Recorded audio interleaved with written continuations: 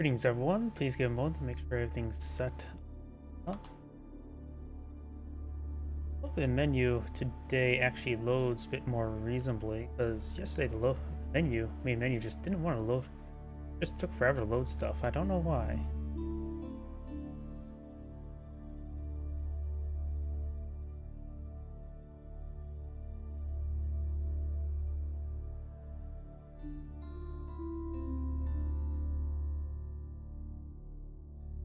X is going.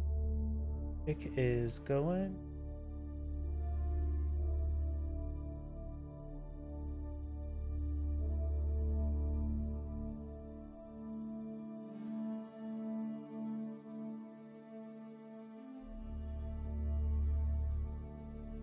Tube is going. Twitch appears to be going.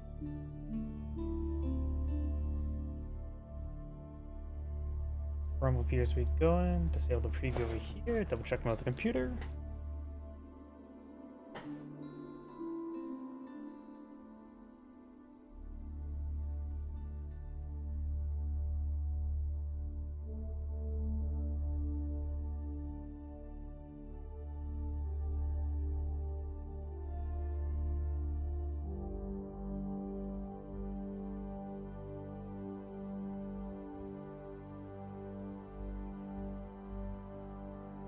Okay, looks like that's all good.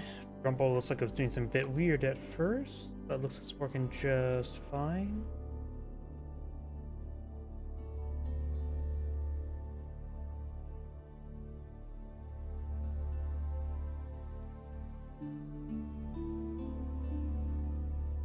Go ahead and find Buddy. If I go to the right website, look at the leaderboards.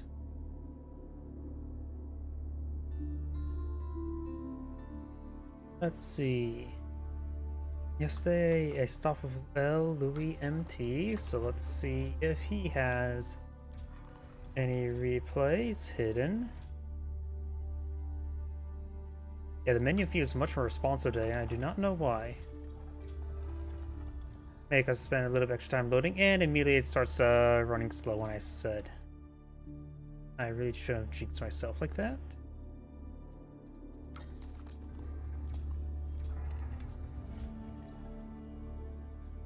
Here we go. Got a handful of replays. Short. That was 4v4, no thanks. 12 minutes, a little bit too short. Yeah, let's not do 1 minute. Oh, here's a good one.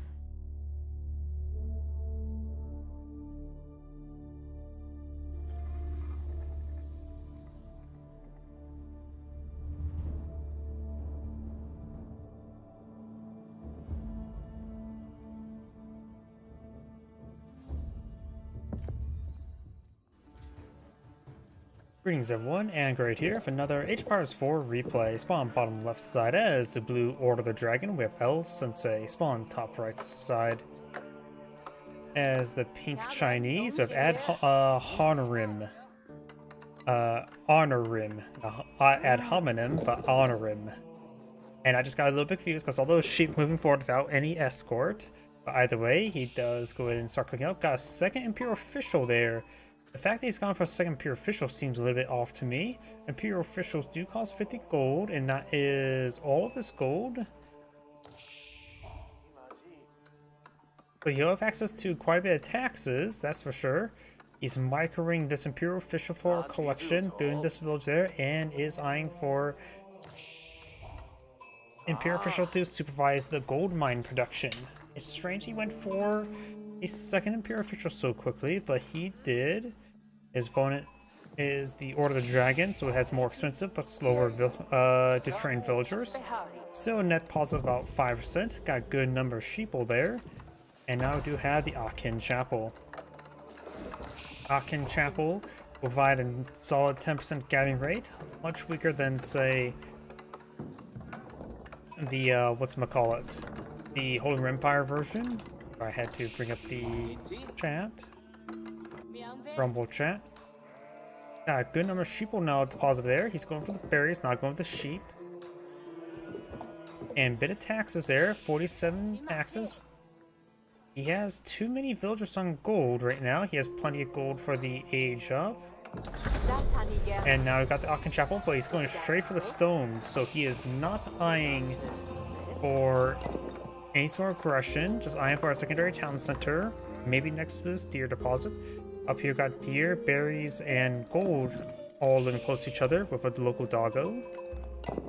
Stone deposit there, and quite a bit of gold and stone here. 2 large deposits, Pumbaa and a relic, and a little bit extra small gold and stone up here. So this is a good spot directions expansion too. He can always get the deer here as well. This would be more or less a resource he can go for, but this over here is where's all his resources at. Meditation Gardens. No, that's Spartak. He's Chinese, not Zuzi's Legacy. What am I thinking? I'm so used to seeing Zuzi's Legacy, but either way. Imperial Academy and Bardic and the Sun not being put on the field. Bardic and the Sun will help him allow him to safely gather the gold as well as protect his deer. He does have a large stone and gold and Pumbaa over here, while over here has 2 gold deposits and the berries. We've got the not gilded scout pushes way forward, and more Imperial officials not being put on the field. Looks like both sides just eyeing for eco.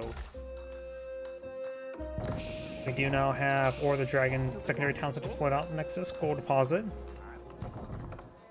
Going for berries now.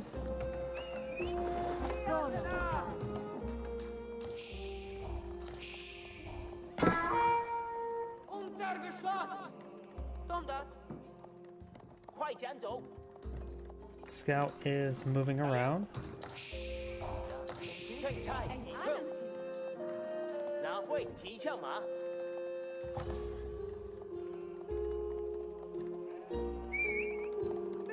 A handful of sheep there. Over here, we've got this scout. And a scout does take a hand cannoneer slit.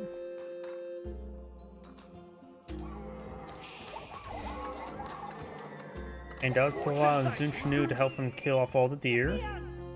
We do not have a wheelbarrow now researched by the Order of the Dragon player. This one already has a wheelbarrow and a wood research. Has number of spearmen and Zunch Nus. It's hard to say what he should and shouldn't deploy against Order of the Dragon at the moment. His opponent is not gone for any military units mode. Now he's going for the Gilded Archer, which will have a little bit extra range and great attack speed. Range, armor, and damage will be useful for both sides. There's the first Gilded Archer on the field. There's a horseman there. Gilded Archer does have 6 damage plus 6 for slight melee, so as well as 5.5 tower range. Regular archers have 5 plus 5. And Longbone has 6 plus 7 range instead. So this is a high rate of fire of a little extra damage and a little extra range. He does find this outpost here. He will not be able to do much with it nearby. Spearman down. Relatively more minor loss there. His one just going for Gilded Archers for defense. I don't think he's eyeing for offense. He does not have to worry about heavy units in this age, or fighting against heavy units. And even if he fights against horsemen, the Gilded Archers do have +1 damage like Longbowmen and have really good rate of fire, so they should do reasonably fine versus mass horsemen. Or small numbers of horsemen, I should say. These Gilded Archers will do just fine versus Zunch Nus. Blue Scout may go down here. Does not. He's not paying attention. Imperial Examination is not being researched. We got a decent force deployed up by Pink. It is more than twice the size of his opponent times 2 army. Army value is also heavily in favor of Pink. That does not seem right. This should at least be, each one costs 160, so if you just round it down to 100, so his value should be at 700, so this army value, you're going to have to double it, and you probably get an accurate representation. Because, let's just assume it's 100 each, that would be at least 800, let alone 160, which would be... quick math is not accurate. Even then, even if it was, say, archers, which cost 80, that wouldn't be an odd number there, 50. But the scout is odd number, that's what makes sense. Sorry, I'm overthinking that stuff. Just double the blue's army value, and you probably get rough estimate. Got good number of good archers, and now going for some gilded horsemen. The gilded horseman has to be careful of these not gilded spearmen. And these gilded archers can do quite good. They have 125 health for Zunchnu's 70. The Zunchnu's probably do have higher DPS, thanks to their burst fire capability. But of course, they do have less range.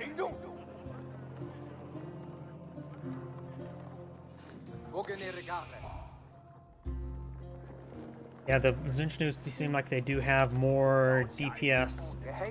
He does have +1 pierce armor. We do got +1 pierce armor and damage over here. Blue's got +1 pierce armor and damage. Now going +1 damage on his Gilded Horseman. Can't say how effective that will be. Let's see. Maybe he has a crackdown to exact math. Right now, Gilded Horsemen do 15 damage plus 15 versus range. So just assume double damage versus range. So that'll be 30 damage. So +1 damage will not influence the damage versus Zunchnu's. Versus Spearmen, 15 damage up to 16 damage. May make it divisible to 90? Can't really say off my head.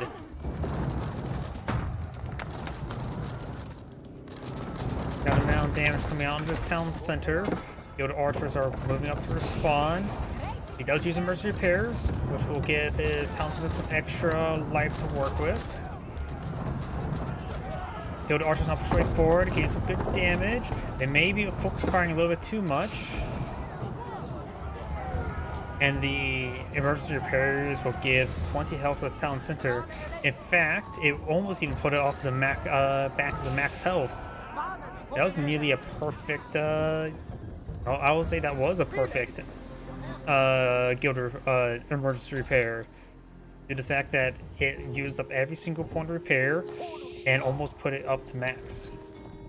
The only way it can be more perfect if it ended at 250. That chance that's not likely. You should probably go over.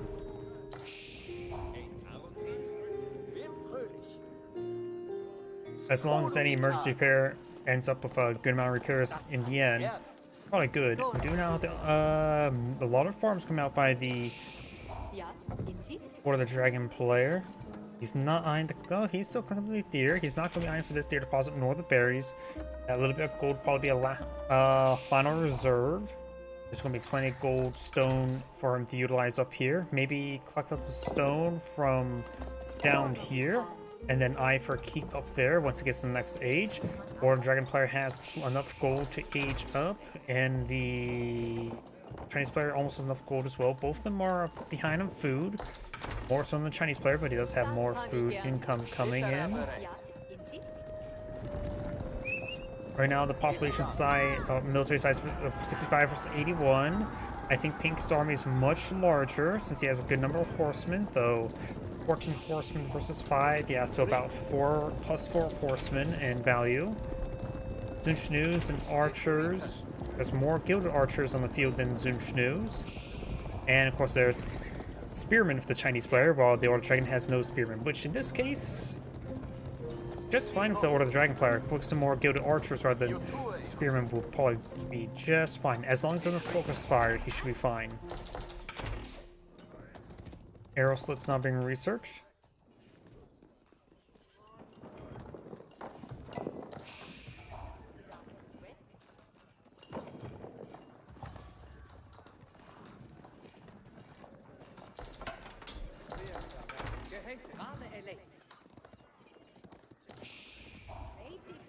Do not have the hardened gilded spearmen researched all the way. He's also going for a handful of gilded spearmen.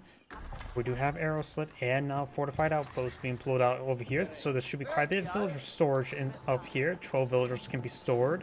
There are 7 villagers on the gold deposit.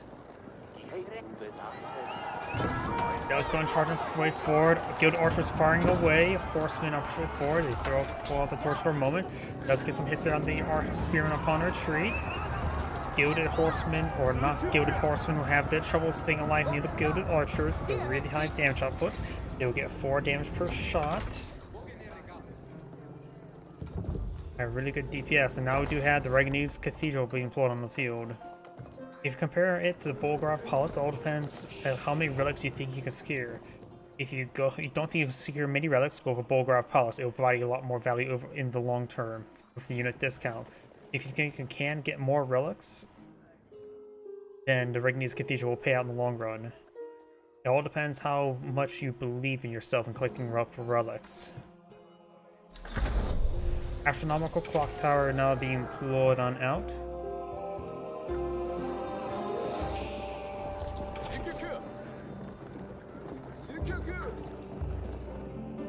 Astronomical Clock Tower going for some astronomical or Clock Tower Nest of Bees wouldn't be half bad. Is the Order of Dragon players not going for Veldin Gilded Archer and Veteran Gilded Horseman? Maybe going for some Gilded Knights wouldn't be half bad. There's a large number of spearmen. Gilded Man-at-Arms would probably be best. Gilded Man-at-Arms will counter everything here. Gilded Hardened Spearmen on the way as well, or Veteran Spearmen. Another round of farms being pulled on out, very nice. Still can be more farms can be placed around the Aachen Chapel, but of course on the front line.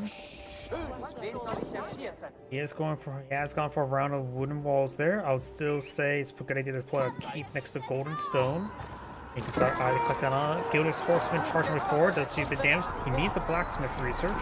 You know the skilled armor, increase the guild armor archer's range armor by +3. That would be very useful in against Zunchnoos. It probably make them almost impervious to the Zunchnoos. We don't have the plus damage of the Chinese, nor do we see the plus armor or damage for the Gilded for the Order of Dragon. Horsemen starting to be picked off one at a time. Good stutter step there. Gilded Horseman charging way forward. Councilor is garrisoned. Some of the Order of Dragon's villagers are going down. In fact, the Order of the Dragon player has more villagers on the field. His opponent has no additional town centers, been relying on the Song Dynasty's extra villager production.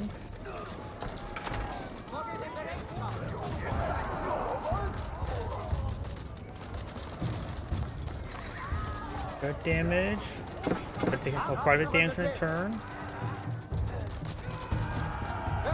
The scaled armor has been researched right now. He does have 4 range armor. The Zunchnoos have 6 damage. Could be much better if they had +1 damage, and vice versa, +1 armor and damage in return. Zunchnoos do take out another Order villager. Gilded Horseman trying to hit. Does fire a volley in the lumber camp bit foolishly. And Gilded Archers will defend himself quite well. We got multiple orders being issued by the Guild Archers, hence why they're screaming multiple times. Chinese players starting to regroup some more forces. Palace Guards could be useful, but the Guild Archers do hit pretty hard. Lancers may be a good idea for the Chinese player at the moment.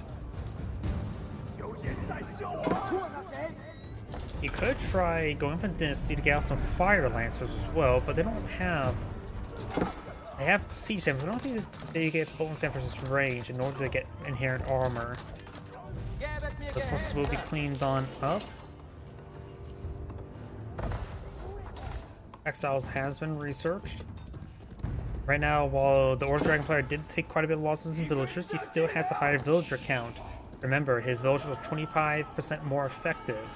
So add 25% to this, which will be approximately 16 or 17 more villagers.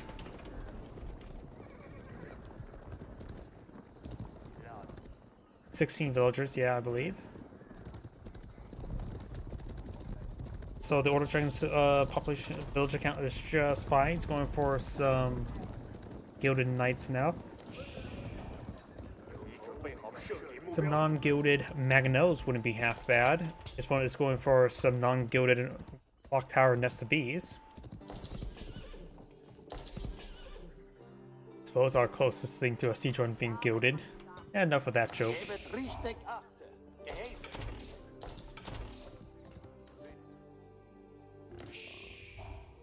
Pumbaa is still there. He's starting to clean up this gold deposit. He's collecting a little bit of stone here as well. Over here, we got a couple horsemen just on patrol mode to intercept some random villagers. Gilded horsemen taking some damage there. We do have one relic claimed by blue, another relic on being picked on up. Last is gold deposit being seized now. He does have plenty of gold up here. The deer. There's also some gold over here, as well as a bit of stone. Horsemen down.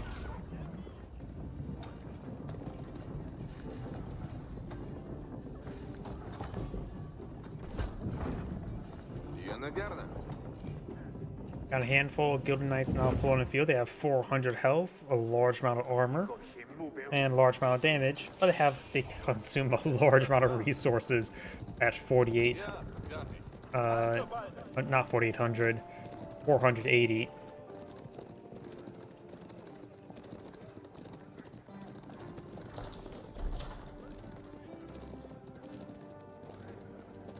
But now the prelate about ready to go down.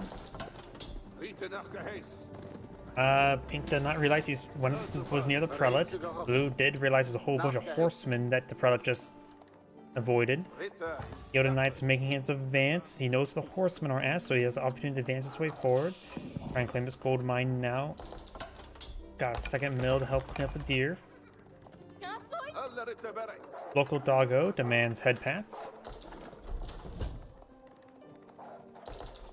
And these Gilded Knights are right on top of the villagers. The villagers do not have textiles. That means they will get two-shotted by the Gilded Knights. Even if they did have textiles, they will still get two-shotted. And all those villagers went down in a flash.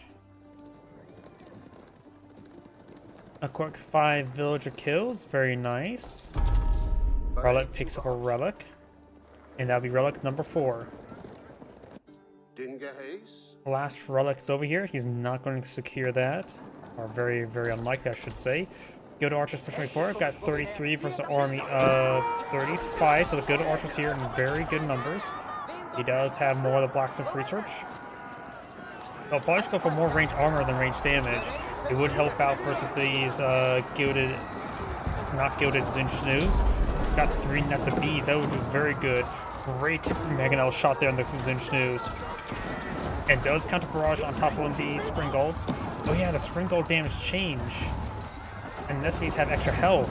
How many shots does it take now? It has 210 health. It would take 6 damage per shot. So then if the new Clock Tower variants, or not so new Clock Tower variants, with some new Spring Gold modifications, so it takes 4 shots to take out Clock Tower's nest of bees.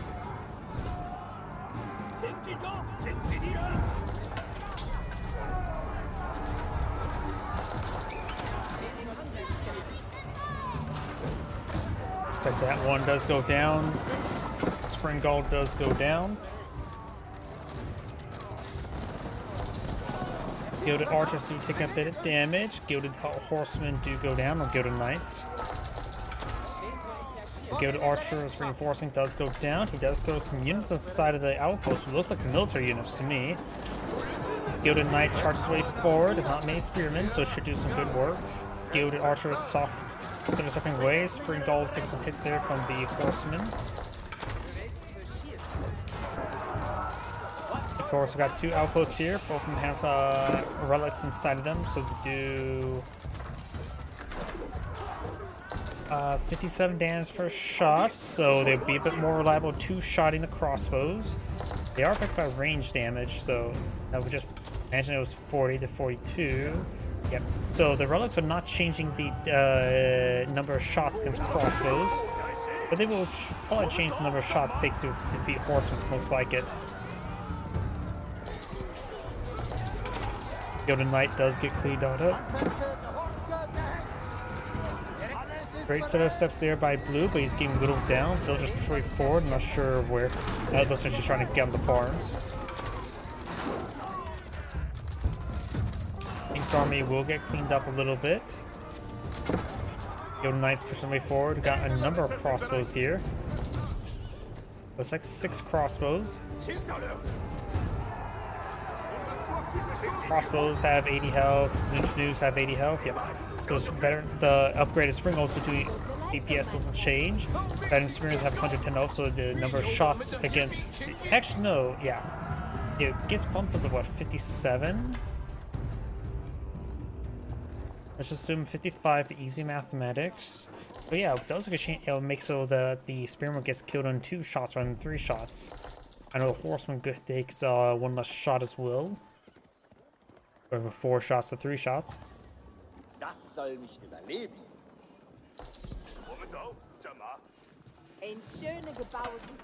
More gilded archers are not being employed now, going for a handful of gilded spearmen and more gilded knights.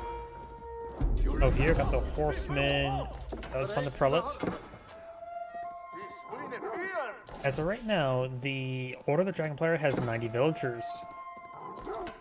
Just assume plus 25% villagers, so that's will be like 22 villagers there. So that means you have like 110. He may want to not go past 100 villagers, honestly, because that will put him like 125 villagers while allowing to deploy a larger army equivalent to his opponent in population size. So I think it would be a good idea not to exceed past 100 villagers, so you can deploy larger armies. He's not building any more villages at the moment as well. But maybe eyeing to not. As like I said beforehand, right now he probably has about 118 effective villagers. He does also have a bit effective more economic techs as well as Aachen Chapel. Though the math does change quite a bit when seeing there's also granaries and eventually some other Imperial Age technologies for increasing income based on the number of dynasties. That Guild Knight will be trapped and picked off there. This fresh Guild Knight is pushing forward. Villager is still alive there. Villager will go down. These horsemen will take a bit of time to deal with the Gilded Knights. They have 13 damage versus the 7 armor. And now I've got the Elsbach Palace on being on the field. Don't usually see this landmark, you usually see the other landmark. For some reason I'm just drawing a blank on my head what it was, the Palace of Swabia. And this will give him a keep of extra 50% extra health, and all buildings within his influence take 33% less damage. We got a massive round of Nest of Bees. We got now 6 Nest of Bees. Now we're realizing it, by this new patch, Chinese may take a bit of a larger comeback versus Zinchnews. Zizu's legacy with the Clock Tower Nest of Bees, seeing siege weapons, while Sprinkles do less damage, they do have higher attack speed, but it also can make it so that your Mangonels as well, in this case, Clock Tower Nest of Bees can get off damage a little bit easier. We've got a good number of knights charging way forward. One of the farms 3 can destroy from the splash damage.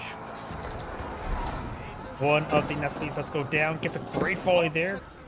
Nest Bees do have pretty good tracking. That's what I call the aspect.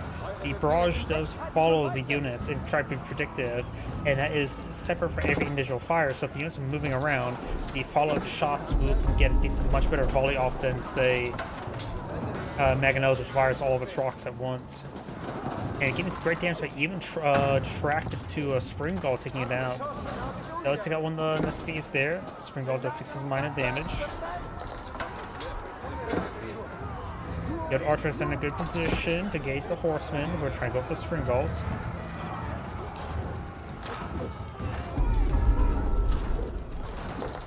Nest Bees do find a great volley there. Takes out even a Spring Gull there. This Nest Bee is taking some fire from various sources now from the Knights. Does get a small volley off.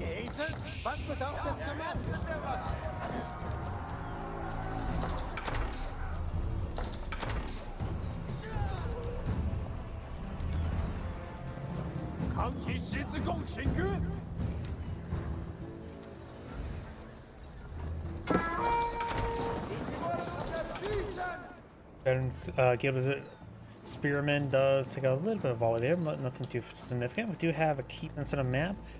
Oh, that's not a monk there. There's the monk. He does capture Central Sacred Site there. The crossbow just keeping it nice and warm for him. University not going on up. He's collecting up quite a wood up here. But I would still recommend get a keeper here just so we can secure all the stone and gold. And most of this gold here has been seized. This gold deposit is still being collected on up. The one over here is completely gone.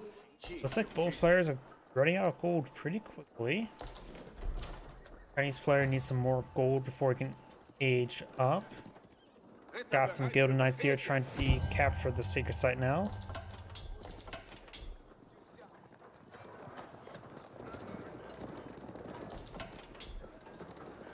Now we do have incendiary arrows now being researched for the Order of the Dragon, which will really help out his gilded archers.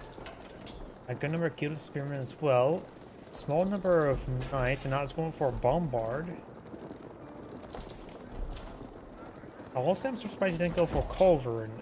The Culverin's damage output has changed as well. So I don't know how the mathematics work on Culverins, but still, Culverin should be able to two-shot the clock tower in the SBs. I'm assuming.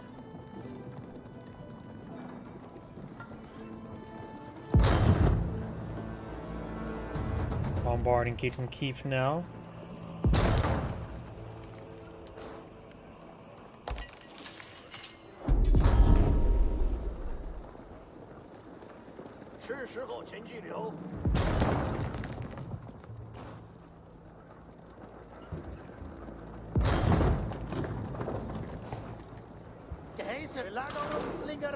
Spring also get a good volley there on the clock tower and SBs. Horseman turning way forward. He's going to lose the bombard. Yep, there goes bombard. Spearman push way forward. Does take out some of the horsemen. They're getting caught up on the berries.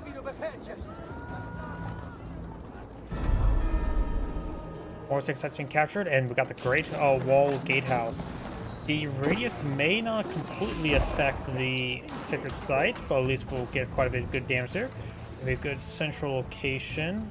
Sacred site here could be captured by blue. More stone walls being pulled up by pink. These just wooden walls the time frame. Gold still being cleaned on up. Looks like all except for one village in the Great Gatehouse. And the Gilded Knights do find the villagers and does go to take out one.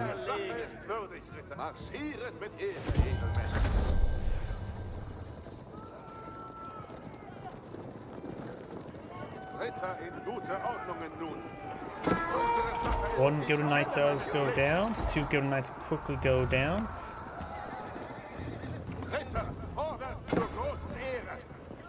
We do now have the Battle Hardened research as well as the Elite Palace Guard research. He's on to get out some Palace Guard. He's going for the Elite Horseman. Not going for the Elite Crossbow just yet. We do now have biology being researched by the Order of the Dragon player. Elite Horseman and the decreased range armor.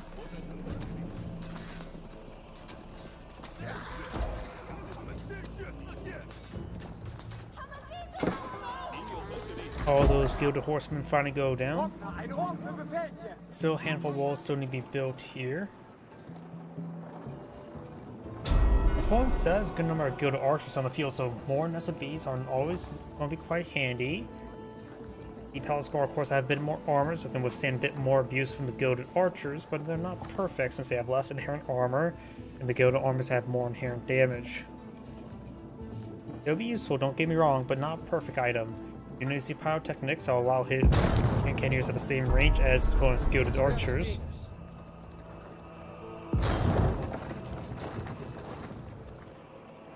Keep now taking substantial fire. Do now the elite army tactics on the way. Archers getting some good hits there on those spearmen. Crossbows getting some hits there on the opposing spearmen. Horsemen trying to hit the bombard there. Keep does go down. Horseman looks like hitting some various archers. The bombard's not getting hit whatsoever. Clock Tower and SBs get a good volley across everything. Almost got a good number of Spring Galls.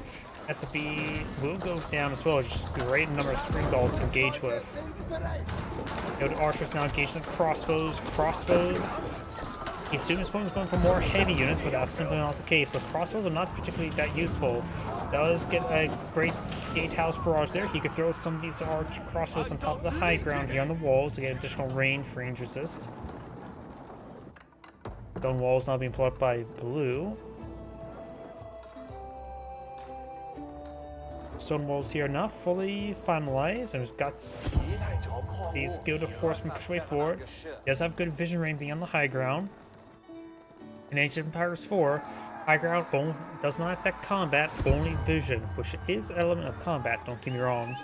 But it does only affect increasing and decreasing maximum vision range, and that's the only multiplier it does apply. When those villagers do go down, and the Gilded Horsemen do get surrounded by the regular horsemen. Gilded Scout will go down, or not Gilded Scout. Archers push forward, got a good number of spearmen in tow. Spearmen does engage, but they're getting hit by the Palace Guard. Horsemen charging way forward, trying to overrun the Bombard. Bombard does go down. And now I just realized something as well. A good number of these siege weapons, bar the spring bolts, do have pretty good range resist, more range resist. So they're a bit more resilient to gunpowder hand cannoneers. Rather than taking, say, 22 damage, now they just take 12 damage. Which is still pretty good, but a lot less. Various blue forces push right forward. Palace Guard right now do have 6 range armor, and these archers have 16 damage, so they're doing 10 damage per arrow, so that's still pretty good. Sorry about that.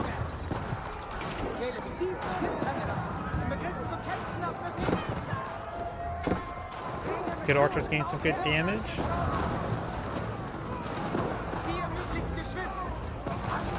Yeah, I don't think the Gilded or the Elite Palace Guard are necessarily a great item at this moment in time. More hand cannons being pulled on out. I think he should still go for more nested bees. Got a good number of spring balls still alive, but they are quite damaged. If he gets out one of Clock Tower spring ball, he can probably finish off 2 of these guys. All horsemen streaming on in. Palace Guard engaging the Gilded Horsemen.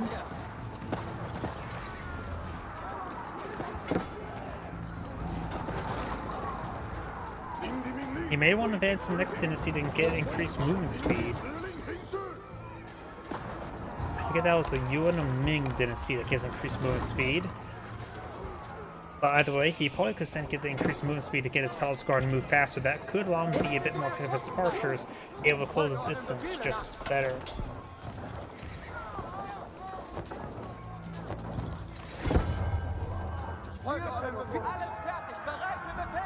Right now, Blue has a larger force in the field in numbers, so that is going to be very important. But still got the Great Gatehouse here untouched.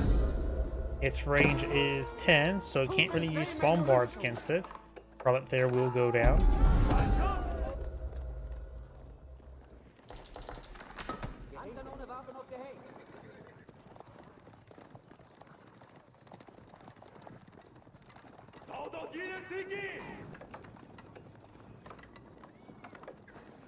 Gatehouse built there. Blue's villagers trying to torch through here, trying to claim, or just trying to pull out a keep here.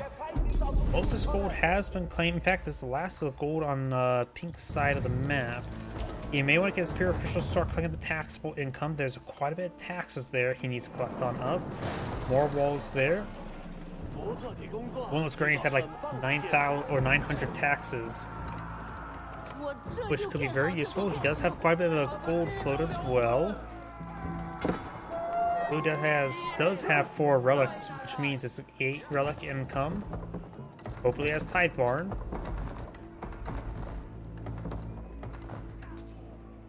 And it looks like Blue will slip on through. Got a couple of vulnerable villagers here. Got a number of spearmen and gilded archers here.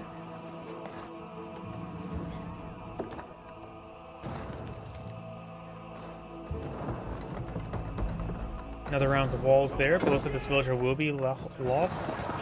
Gilded horsemen engaging the gilded spearmen engaging the horsemen. SBs gain some damage on the gilded spearmen. If he's able to deal with all the spearmen, then his horsemen can charge forward. But now I got some dragon or gilded hand cannoneers. I think we're called dragon hand cannoneers, not gilded hand cannoneers. Did they go through a name change in the recent patch? It may have.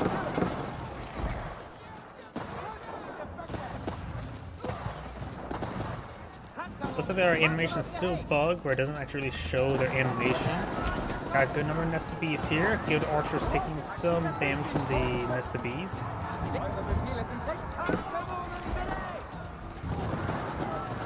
Taking some damage there. Chinese Speller does have 27 hand cannoneers. The Gilded hand cannoneers do cost twice as much. They do offer pretty good attack speed in return. Has a little bit of slight damage increase like Muzafati gunners. Horseman getting caught up in a choke point there, but that could be also good with Nested Bees. Nested Bees need to hit those. Oh, something. Oh, but got the villagers charging forward, trying to torch down. Does get a decent volley down the Gilded Archers. Gilded Nested Bees will get some good damage there. More AO splash damage, and Pink does back the game now. This Angrade saying thank you for watching, and on to the next replay.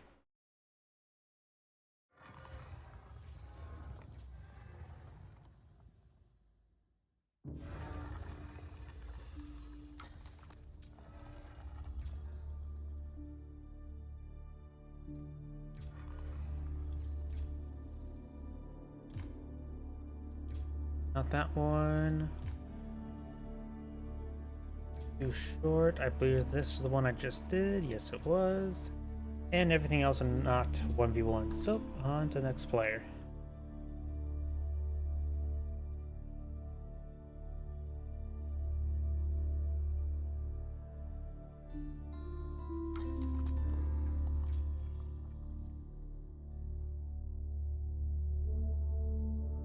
Sure, I can take a look. What's your username?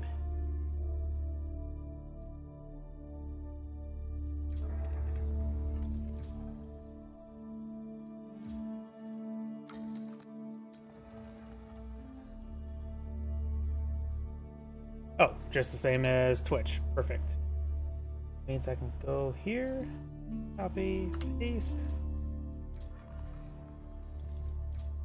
and yep, I just want to verify. Yep. Let's see now. I try to cast replays over 20 minutes, so this one should be good. Have you been also getting an issue where the main menu is really laggy? I do not know why, but I'm getting my main menu is really laggy.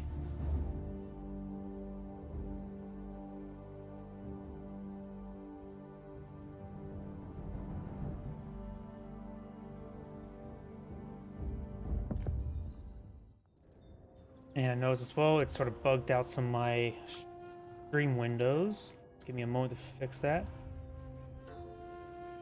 So it's just me. Why is it just me?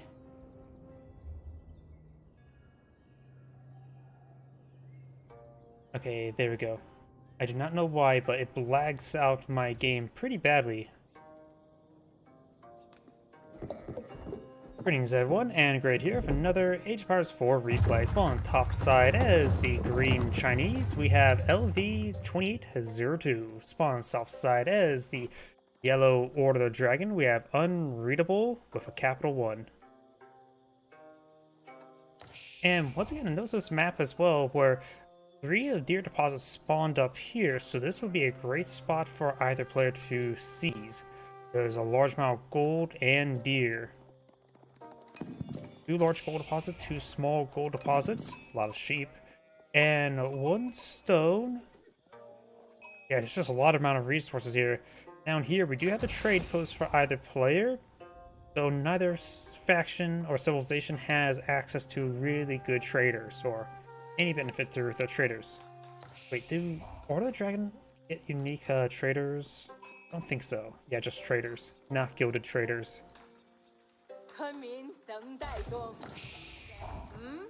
Chinese player does not have an Imperial official on the field, unless I'm blind, which is very likely.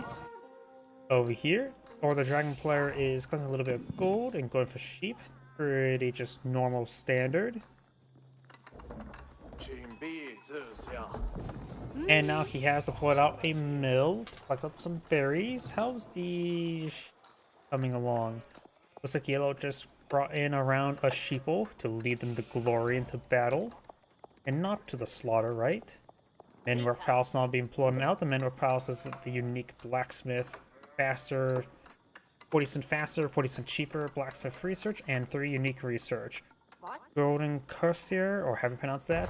For the Man at Arms, Halberdiers for the Lance Connects, and did the Siege Crossbow Bolt, Siege Bolt get changed in the recent patch? I can't remember, because I know Lords of the Siege weapons had got increased range armor, in which that'll make even the Siege Bolt research even more worthless. So let's see if it got changed. I don't remember anything in the patch notes. That was plus 20 damage against siege units. Wasn't it plus 10? So I think that just makes it still worthless. I'm not a big fan of this research. It's even the most situational situations, it doesn't really offer enough damage to make it warranted. I would not mind seeing this sort of research reworked, maybe turn the crossbows to use siege damage, which may be a little bit overpowered against buildings. I don't know, just something. I don't know how to make that thing a bit more reasonable. Bardican's Son has been pulled out on the deer deposit, so we have access to quite a bit of deer, and he's also put some sheep there. And looks like Yellow's going to take time and aggravate the deer.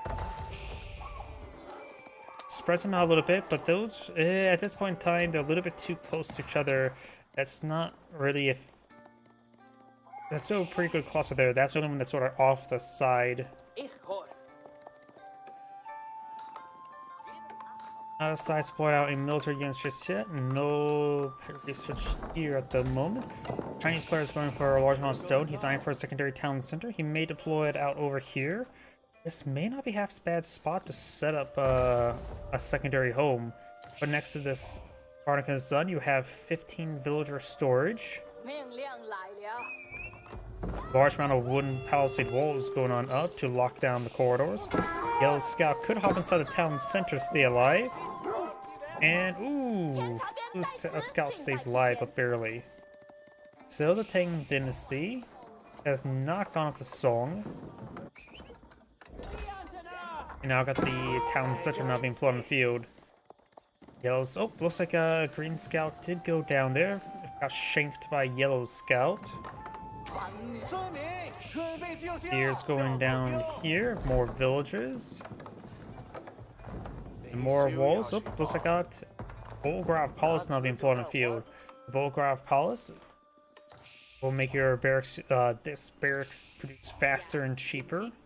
And also research 30% faster. And probably wants to get that on the field. He'll probably eye for a bit of aggression. He gunned down the sheep. Honestly, since he does have... His opponent is not going for main military units. Of course, that's with our caster vision. It could have been a good idea to go for Regnitz Cathedral. The Bolgrav Palace and Regnitz Cathedral do have... you can measure out their cost effectiveness. Bolgrav Palace doesn't have, of course, rely on relics to be obtained. But you can, if you're constantly building from it, you can take the discount and compare the discount to the extra gold generation of the relics. I think it's like you need 3 relics to make it so worth the Menwork Palace, the Regnitz Cathedral is worth more than the Bolgrav Palace, but Bolgrav Palace is just nice to have. You don't have to worry about collecting relics to improve its quality. But you still should either collect the relics either way. Here being cleaned up over here. Could see Boar next. Yellow Scout is there. He knows about the Bardican's Son. The only reason why he took the Bolgrav is because the Bardican was blocking my path to easy relics. Granted, this one is locked off. With a little bit of micro, you can easily circumnavigate the Bolgrav, the Bardican's Son. And probably a good idea to go for the Siege Engineers. Maybe a little bit too early to go for Military Academy, though would improve the cost effectiveness of the Bolgrav Palace. you can actually break down the mathematics of behind how early you should go for a military academy. Because granted, it does have discount here, so it does change the math a little bit.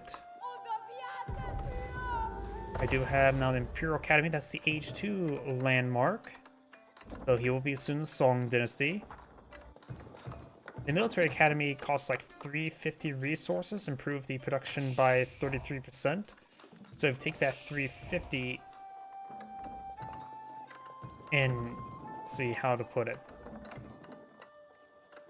and sort of compare it to producing more structures, I forget the number. I think if you go for at least 7, maybe 8 military structures in the field, that's when it becomes more valuable. But if you don't have those military structures in the field, it's generally better to just build more of the structures. Granted, with the Bolgraf Palace, it does also improve the quality, the value you can get out of the Bolgraf Palace for faster production. I wonder, is additive or multiplicative the effects of the production speed?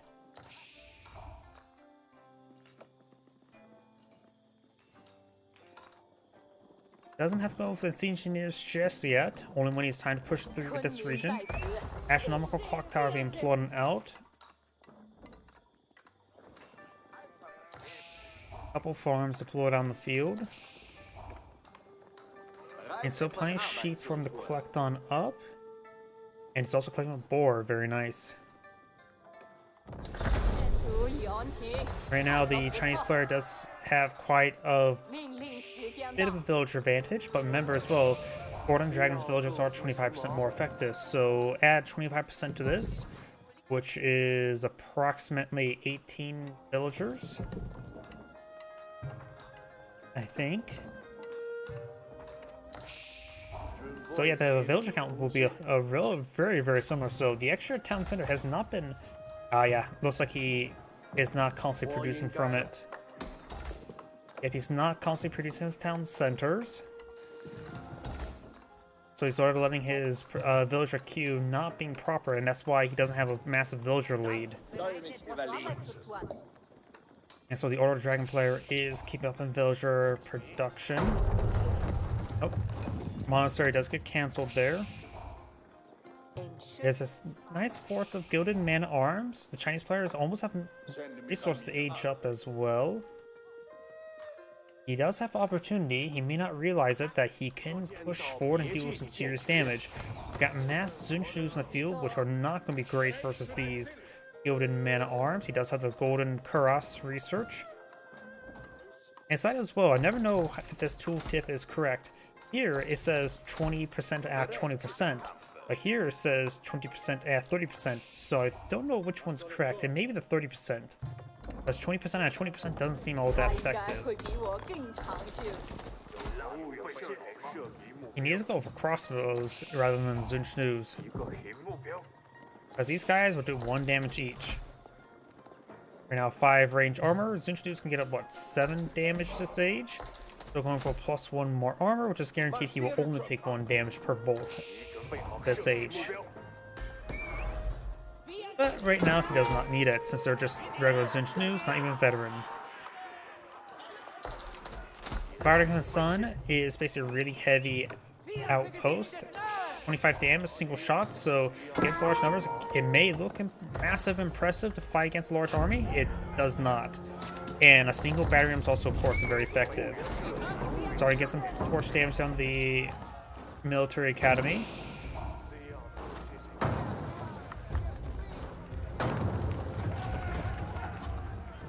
Getting some damage in infrastructure. Now there are these veteran Zunchus. Let's have some veteran gilded crossbows in the field. Oh, good choke point there. That scout is causing some massive issues. These choke points are a little bit difficult sometimes. Gilded crossbows do hit hard, but they're not really super great versus light units. They're fine against light units. These archers are just better against these lighter units. Chinese players are going to go for a handful of crossbows. He sees this very large range force there, so he should start eyeing for counter force. He should expect crossbows to be deployed on out. Green's trying to eye for a keep here. Mangonels will be very good at this moment. Trying to torch down this here. Gilded crossbows get some damage there. Zinch News not going to be hit by the man-at-arms, and this time they're not in urbanized environment, so they're able to get some great damage on this time. A handful of regular crossbow field. He has some micro crossbows and uses Gilded or Zinch News as a meat shield. But right now the Gilded man-at-arms have open ground to work with. It's good damage there. Probably a good idea to skip torching down the keep for now. He can quickly go for Siege Engineers to help him play with some not blacksmiths, battering rams quickly. And now the forces are pushing forward. I don't know if the keep was cancelled or killed off. Got some good damage there. Ooh, some lance connects got some good hits there. Doesn't have halberdier research, but strange enough, halberdiers are really good versus villagers. Because it makes it so lance connects become a decent raiding unit since they get one good hit on a bunch of villagers. They all bleed out. They won't one-shot them with the bleed effect, but come very close. So having 2 lance connects can make it so you can just go around murdering villagers and just watch them bleed.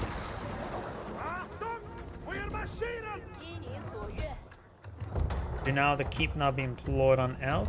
He has no military units on the field. The keep will pose problem. He could just try bypassing it. With our cast eventually, we know he does not have a whole lot of force in the field. He's going to take some losses trying to kill off some of these villagers, but there's not enough room for all these villagers. We'll pick out the stragglers. These guys got a little bit tied up in the buildings. These couple villagers running around over there.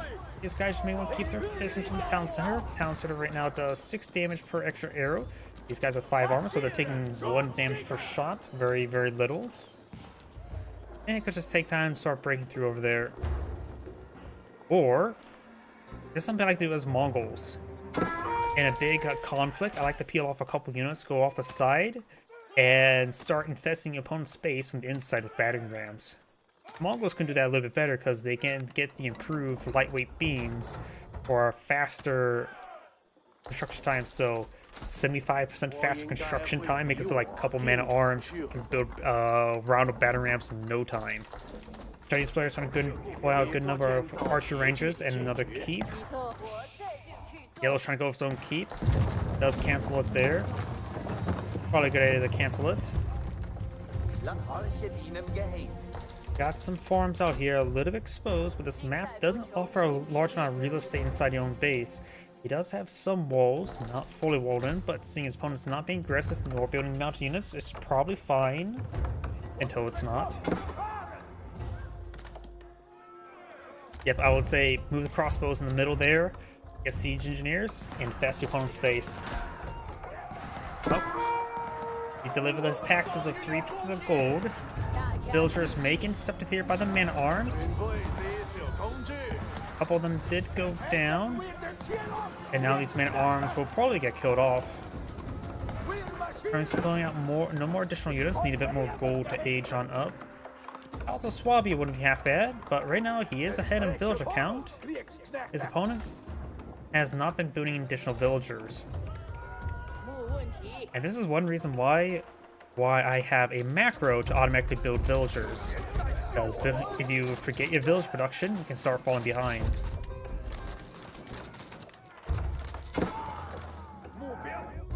Let's see, is Holy Empire player? Yep, he's building his villagers, though he's queued up some more here. Palace of Swabia not going on up, which will help him fabricate villagers.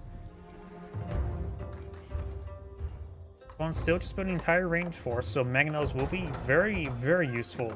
Additionally, Mangonels do have 9 tile range rather than 8, so they can outrange keeps. And they do have bonus damage versus structures as well, so Mangonels are a good soft counter to the structures.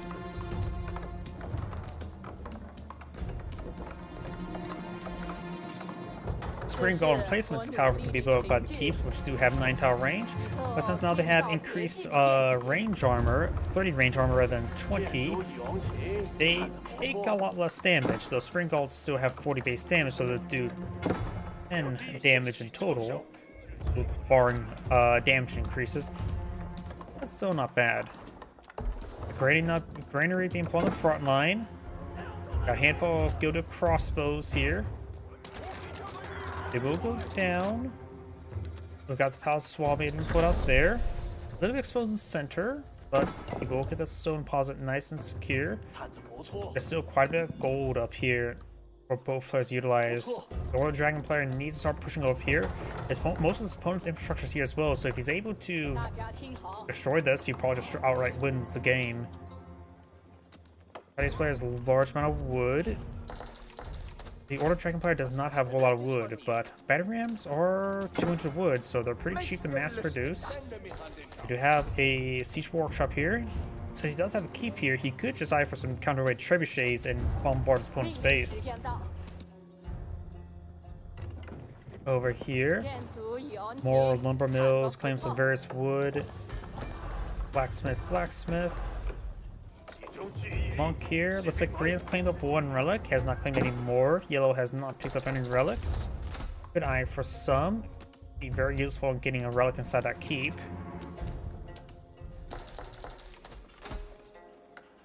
More farms there. There's quite a bit of food and gold. Also a good idea for Order of the Dragon. Maybe a good idea to get a macro set up so it can just automatically build mana arms or something at the Bulgraf Hall so you can maximize its production.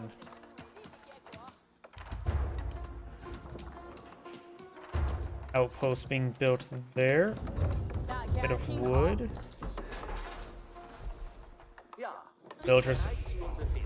Mass queued up there. It's usually not a good idea, but he has plenty of food, and these things are of course dirt cheap, and the queue does go pretty quickly. More villagers being built out here. The Order Dragon player does have superior number of villagers when he can some economic upgrades.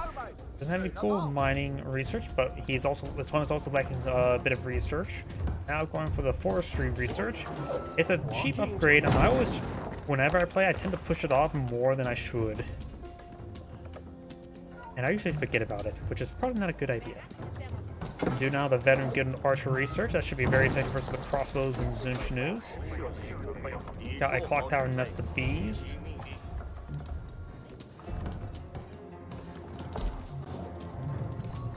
Granaries don't like giant rocks being thrown at them. They're not made out of glass windows, but a giant boulder is still not good for any structure.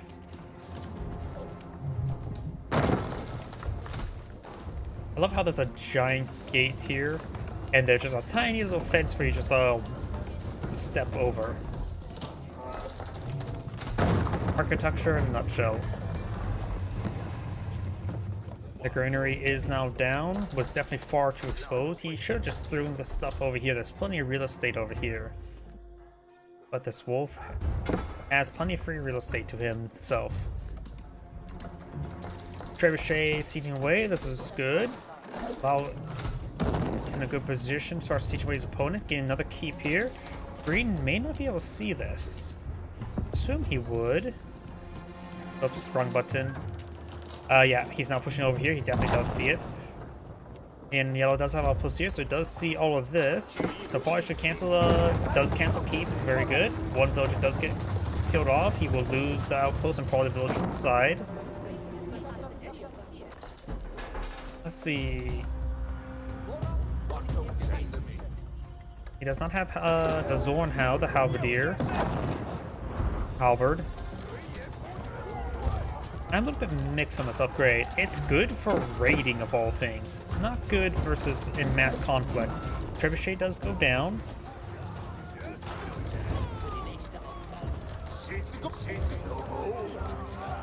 Man arms charging way forward. Does get close on in. Does go ahead and take out the clock tower nest of bees. He does fall back to the keep. If he's concerned about keeping these guys alive, he can just throw them inside the keep. And let the keep just fired away.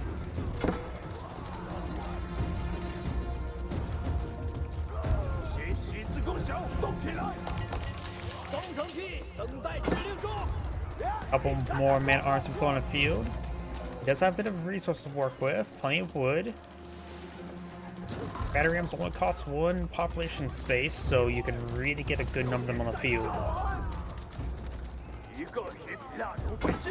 Zinchnu now getting healed on up. Got a large number of idle villagers here. And maybe I'll pick off some of these villagers there. Does at least keep them away. Exiles have not been researched. The research that you should get, but it's one of those researches easy to forget. No textile research here either. The Chinese player actually has no food at the moment, does he? He has plenty of wood, so I'm not sure why he's building out a lumber camp. He should honestly just build those farms, or just needs to do something quickly. Just build a mill next to these berries. Because of 2,000 wood, that could be good for battery ramps, but that's about it. Trebuchet is now sieging on the keep.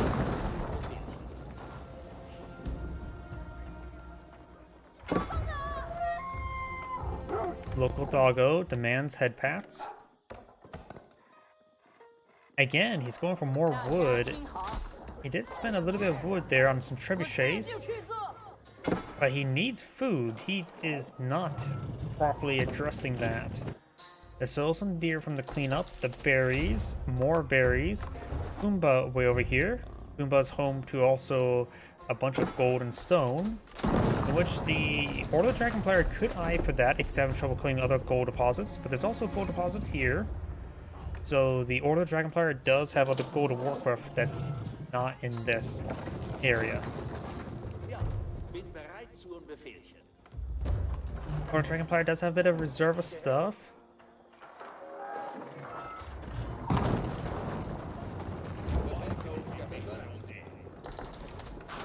Spring Golds to get a good volley in the Clock Tower SBs.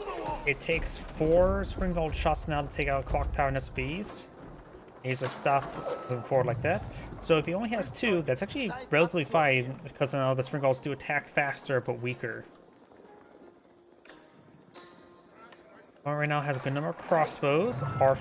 Gilded archers are a good item versus that. Mangonels would be also a good idea.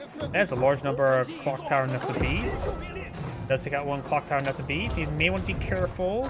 He's hitting the farm, which is not a good target. The farm still can hit there. He is pulling, hasn't retargeted to something else. SBs do get a good volley on the Gilded archers. Gilded archers, since they killed off the farm, are now hitting the crossbows. Gilded Man-at-Arms have taken quite a bit of a beating there. They're soon to go down, but they're a couple of them did slip on in and getting some great hits there, killing off a good number of those Clock Tower and SBs. And right now, the Order of Dragons player, since he just simply has better economy going, his opponent has been failing to properly build villagers. He would definitely pull out the head in the long run. Chinese players has not very good economic management, got too much wood there. And Chinese player does back the game now. This Angrade saying, thank you for watching, and on to next replay.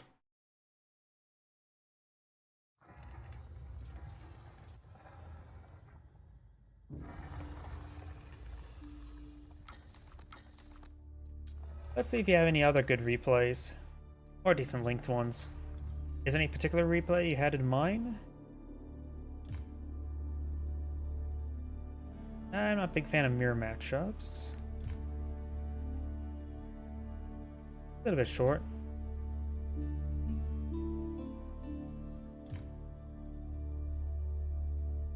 Could try this one, but I've done... Alright, let me guess, you play Order of the Dragons. I've done quite a bit of Order of the Dragons. 33 minutes.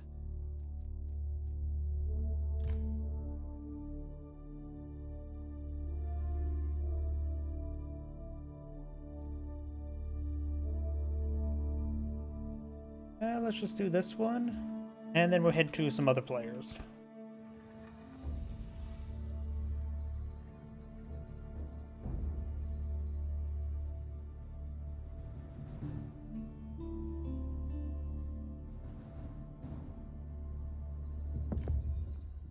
Yeah, that's suppose that occasionally happens. Greetings everyone, and Great here with another Age of Empires 3 replay. Spawn bottom left side as the yellow Order of the Dragons, we have Unreadable with a capital 1. Spawn top right side as the red Zizu's Legacy, we have Seth Gecko 182. Let's see now. Looks like the map generation, looks like some deer and boar spawn pretty close to each other over here. There's more close deer deposit spawn a little bit far out, but definitely safe towards the left. Boar and deer over here pretty close. And once again, deer off the side. I'd say it's actually a little bit more exposed based on how the mountain pass is working. The mountain pass, everyone's actually up the mountain or hillside. Either way. Quite a bit of gold, and of course, the center map. This map has a bunch of small gold deposits in the center.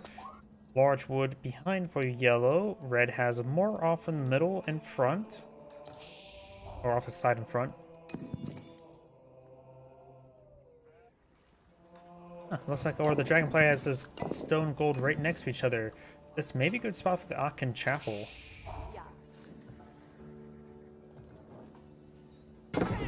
Or, oh, let's see now. He's going for the Menwork Palace. The Menwork Palace, of course, gives out some blacksmith unique research, as well as research faster and cheaper. Looks like Yellow took time to corral the deer into a pile, so he's maybe going to expand here relatively quickly. Meditation Garden's now going on up. Right here, which will give him a decent amount of food, some wood, and some gold. Probably could have done a little bit better. Maybe deploying right there gives him 2 stone deposits, maybe not. Don't be afraid to go out with the Meditation Gardens. Zizu's Legacy as well as Chinese do build structures pretty quickly, so you can send out 1 or 2 villagers off in the middle of the map to deploy out good Meditation Gardens. This one's adequate, nothing spectacular I would say. In theory, I don't think the Meditation Gardens works with deer. If he deployed it right here, he probably could have got 2 stone deposits, 2 gold deposits. Stone and gold and wood. Maybe that was a decent spot. I don't know. But right there, perhaps get like a whole bunch of wood. Zhangan Tower now being deployed on the field, which will give him rebate upon deployment. Looks like it's providing 36, 16, 25. I don't think that's fully ramped up, unless that was nerfed in the recent patch, because I think it doesn't look like it's going higher than 25. I think it was sort of due for a nerf. I don't know the exact patch notes for everything. Because before in the Meditation Gardens just provide a large amount of value pretty easily. Yeah, it looks like it's got scaled down. That's up gold a little bit slow, everything a little bit slower. It looks like 30%, not 33%, but like 17% less. There's some rescaling there, so no longer provides more than months of quarry, looks like. Secondary town center now built. Of course, it has no extra arrows. Gilded Horsemen try to go for a bit of a raid. The primary town center is here, so you will not be able to torch it down, but even just being near it will reduce his income.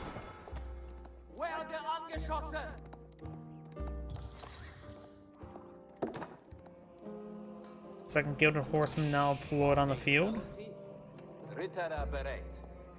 Got barracks now deployed on the field, which also gave a bit of a rebate with a free spearman. Going for more spearmen. Very nice. He's going to counter his opponent's horseman. He does find an angle there to torch down the Meditation Gardens. It will take a bit of time, however. Gotta keep the Gilded Horseman alive, taking some stabs here. Granted, these are just regular spearmen, not hardened spearmen, so they're doing a little less bonus damage. Their bonus damage gets up to 20 when they get upgraded, as well as HP base damage.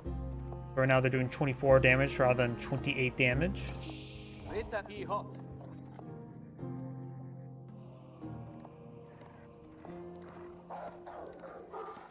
We do now have the hardened spearman research in the way. He's gone for 3 spearmen, 1 Zuchnu, which is probably from the archer range in the Zhangan Tower. And now with the blacksmith being pulled him out.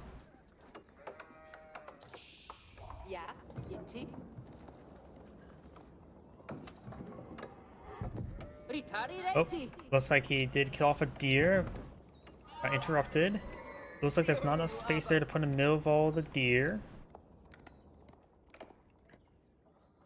Looking at both deer deposits, very nice. He does have 7 villagers there, which is enough. 8 is the maximum you want to put on boar. 5 is usually the minimum you want to go around with because you always can build an outpost. And now the deer will be cleaned on up.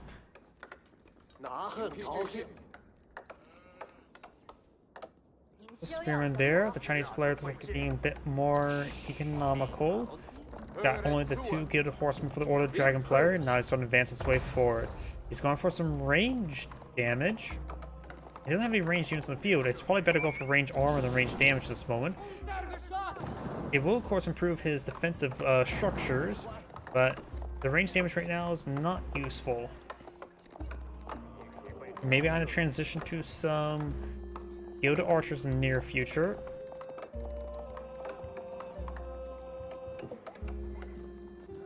The archer ranges 1 barracks. The deer do get spooked. Just nu. Kommet bereits. Aufgart! Lasset uns gehen. Aufgart soll den Ehre. Should see this force there. He should see the build up.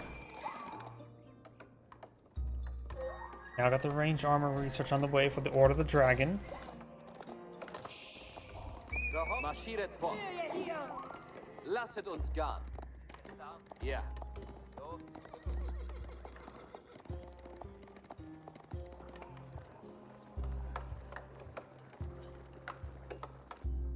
Down here, like he's just collecting up some wood. Could stand to get another lumber camp. Got 3 archer ranges here, so here comes the gilded archers to make use of that range damage increase.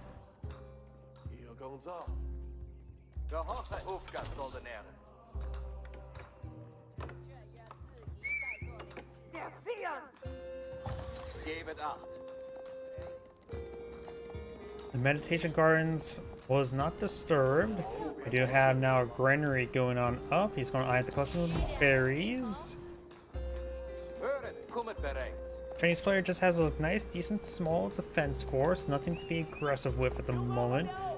The Orchang's doing a good job of keeping his opponent crowded in space, which also keeps his deer collection upgrade going. You could ask the sheep to head on home. Or you can task them to go into the home of people's stomachs. That's a good possibility.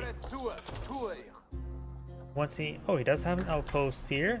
Once he gets the deer cleaned on up, he could kill off the boar and start cleaning him up. 2 more gilded horsemen here. Chinese player, of course, does have 2 town centers, so he's maintaining good villager production. He has Song Dynasty spells, so there's 2.5 town centers production.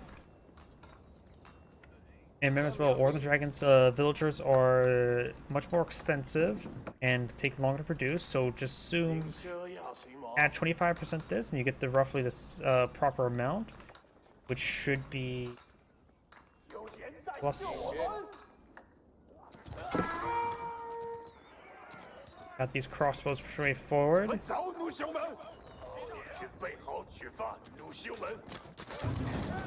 Villagers taking some hits, playing Ring Around the Rosie. Just add 8 villagers this, and you have, it's about 40 to 53, so he's a little bit behind at the moment. And these villagers should just try to run home at this point in time. This outpost can defend itself versus these Zunchnoos. And that's one reason why the Russa's wooden fortresses are so nice when it comes to this sort of thing. Because they can fit all 8 villagers on the inside. Shaolin Monastery and the Regnese Cathedral being blown on the field. Shaolin Monastery would give the access to Shaolin monks. A relatively entirely food-based monk with good combat statistics. Regnese Cathedral, of course, give you plus 100% gold income from relics. And he really did power build that. Not only does he have faster building, he just built it with 19 villagers. It looks like Red's going to eye for the relic game. So he's not getting Shaolin monks on the build queue at the moment. Going for veteran Zunchnu and veteran spearman. Oh, and that one very wounded villager there does go down. A little bit of oversight there. And Pumbaa will go down. Got some idle villagers over here.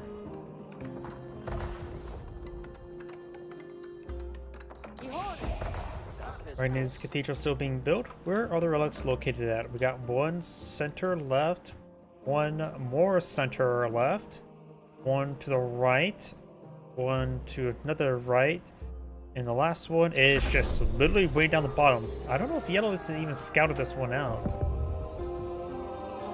Yellow has not seen that relic there, even though it's very, very safe for him.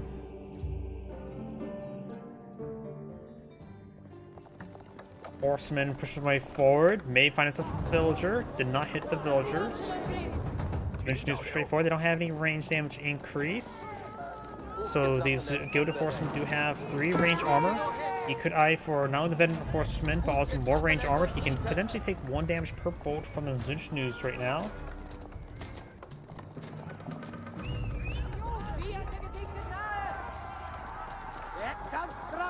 Gilded archers need to start focusing down those spearmen.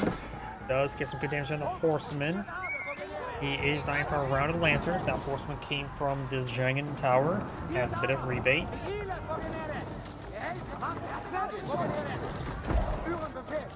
Those good archers do take a large amount of free damage there. Village does go down, which does put his opponent in pop cap, which is important. Gilded archers being microed around. Horsemen trying to charge way forward. Didn't like how close the spearmen were, but doing a good job of picking off those spearmen. Once he's queued up the orders. That one spearman will get some free shot there.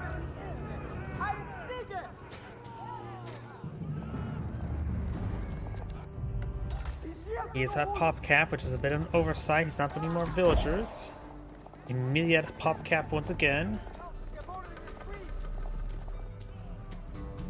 Oh yeah, that guy dying must have freed up population space. He has 2,000 wood at the moment, which is a little too much wood. Might as well get a handful of housing. You can also eye for siege engineers to get out some battering rams.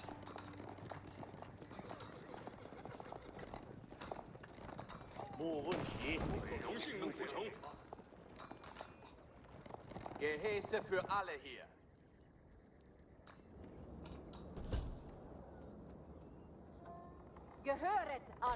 Forest still has 800 food remaining.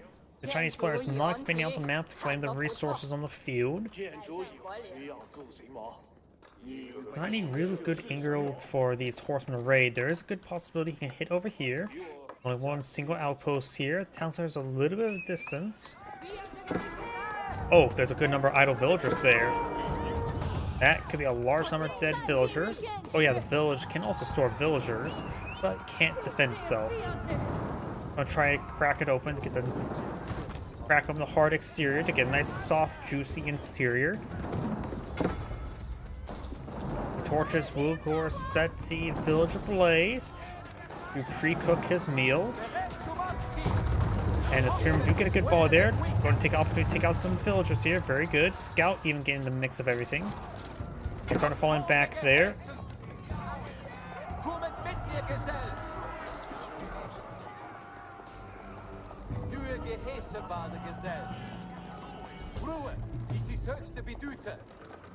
Those are the forces going to be running away.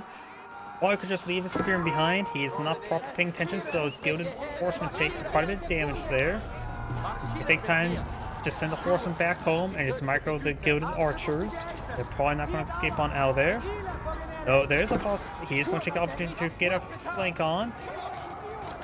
Gilded archers getting some decent damage there. And it looks like the archers are still queued up to hit the spearmen, and they are queued up for a move order. Gilded horsemen do go down. Last of the boar have just been claimed. Relic number 3 being claimed.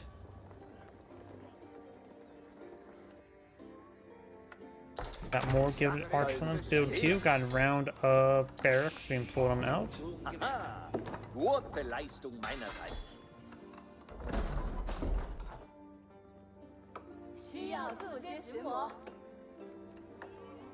We do now have the scaled armor there, which will really help out as archers engage those Zunchnoos. His opponent now going for some blacksmith research. Melee blacksmith research is probably the blacksmith research you want to go for last. Melee armor tends to be a bit better since the melee units tend to be the front line, supposed to be meat shields for your range units.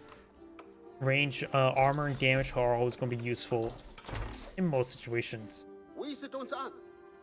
The prelates there are gathering for a meeting.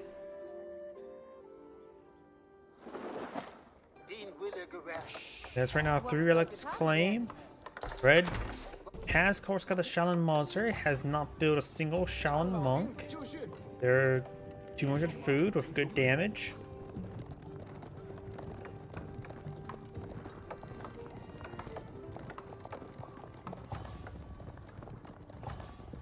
Number of knights or lancers now blown on out.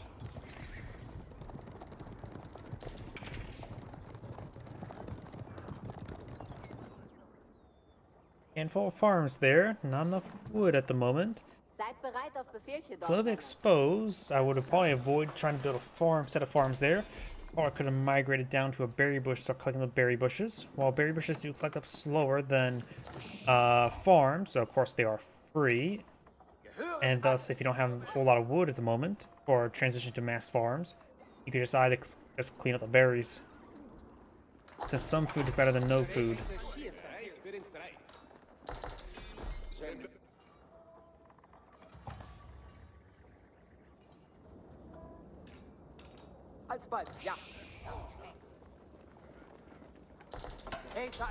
Handful of archers pushing way forward.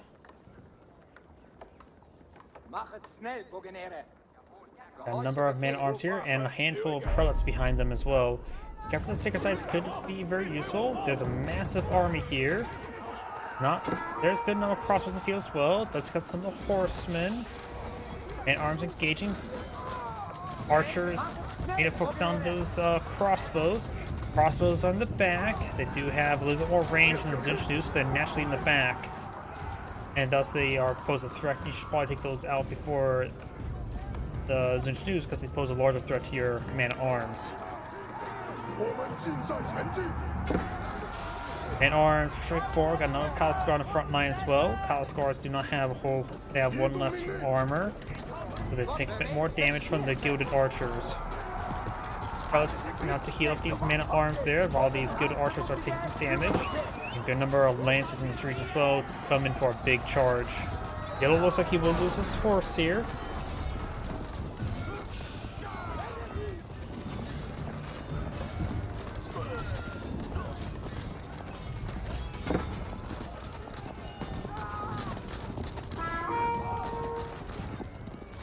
Yeah, got the Palace of Swabby going up. That will allow them to fabricate villagers.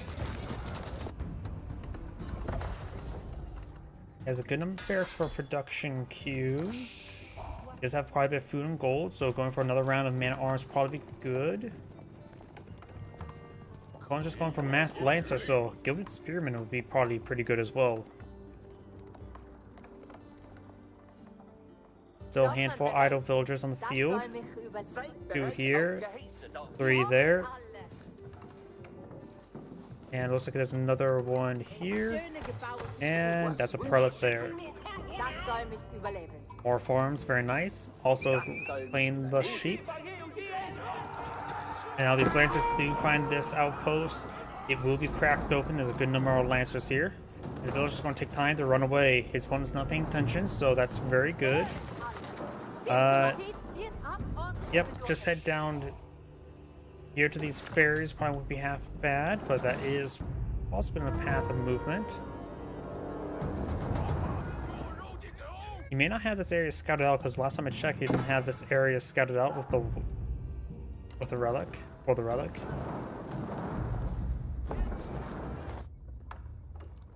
And it's going to take time to clean up the lumber camp. He does need some more wood.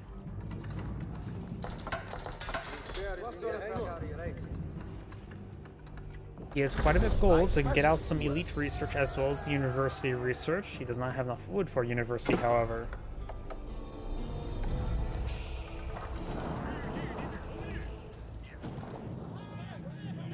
And there's a very good number of Lancers field. He is starting to go for some Gilded Spearmen, but they are only Gilded Spearmen, not even Hardened Spearmen. So it'll take a bit of time to get that researched on up. Was hast du nötig von mir?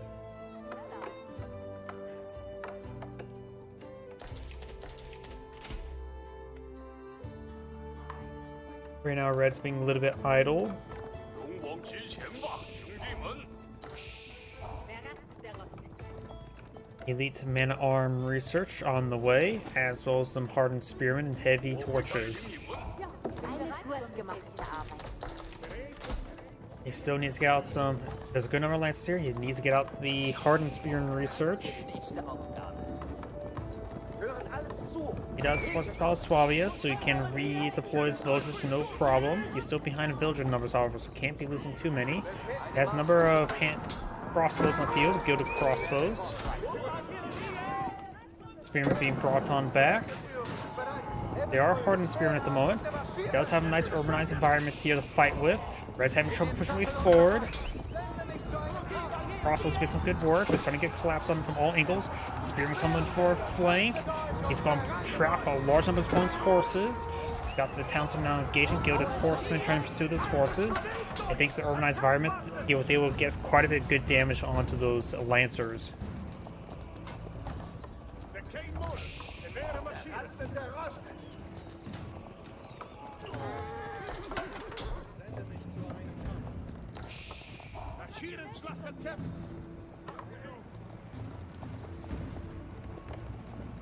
We do now have the Temple of the Sun now being researched, or not researched, deployed right here, which will give him a handful of configurable bonuses. Improved speed's a good general one. Damage, range damage is not bad. Gunpowder range wouldn't be half bad, as well as regeneration is good in between combats. You gotta make sure you micro it like a fire pit in H3. Gilded archers and crossbows from straightforward, getting some mixed damage. Got now a clock tower and nest of bees. Or no, that's just a regular nest of bees. He didn't actually build that normal clock tower, did he? Wait, no, that's Zizu's legacy, not Chinese. I'm getting the two mixed up. Of course he can't build a clock tower and nest of bees. He doesn't have access to the astronomical clock tower. He has but one Shaolin monk. Dorfmänner bereit und erwarten Arbeit. Yale does have 19 idle villagers, make that 12. Neue Befehlchen. Seid Good number of them are right here. Alle zu. He has plenty of food right now, so probably a good idea to go for a round of farmers. Steht Strafgesellen. Neue Befehlchen.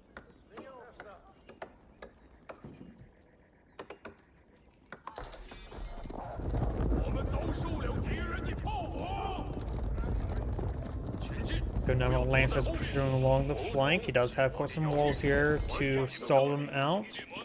我知道我的职责，命令已下达。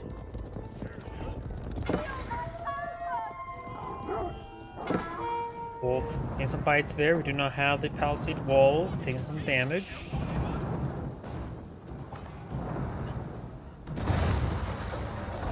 This cathedral does have quite a bit of gold. Lancers charging way forward, get some great hits there on some of those villagers. Crossbows push way forward, does lose some more of these villagers. Good number of those villagers are going down.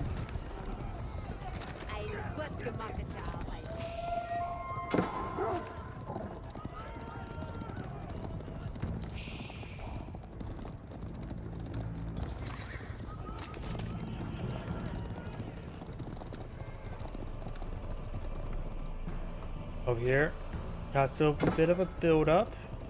A good number of spearmen here. Right now they're just veteran spearmen, not elite spearmen. Going for more elite man-at-arms. May want to try to save up for elite army tactics. There's a bit of food and wood, so going for more archers wouldn't be half bad, as well as more spearmen. Euer Befehl ist klar. Wir verlassen We die got Stelle. the spyglass research, improving the radius range of the Ich gehorche euren sight range of Befehlen. scouts. Spearmen charging the way forward. Got a good number of lancers here, Reite nach Befehl. in which the spearmen would do some great work. 提王战争是我的荣耀。excuse me. 骑着我忠实 Right now he 的 does have 马 Divine 骑 Charge activated, giving him plus 20.0% damage.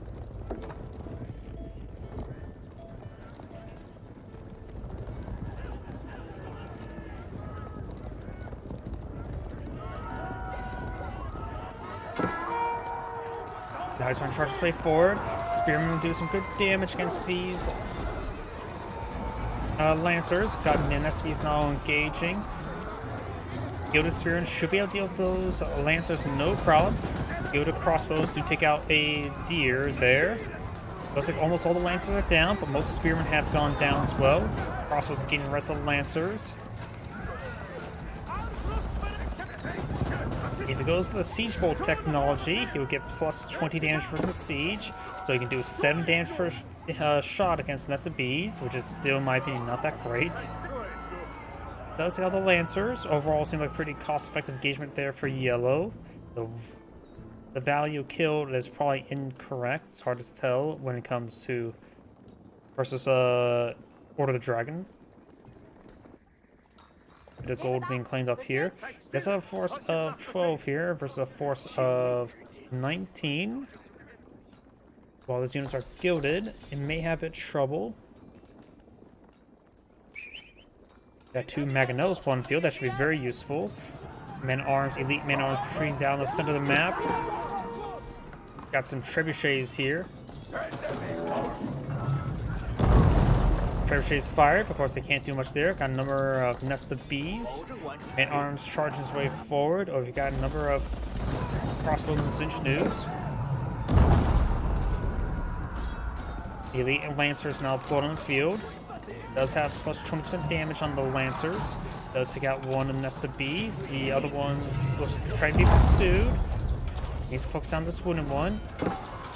It does take out that wounded Nest of Bee there.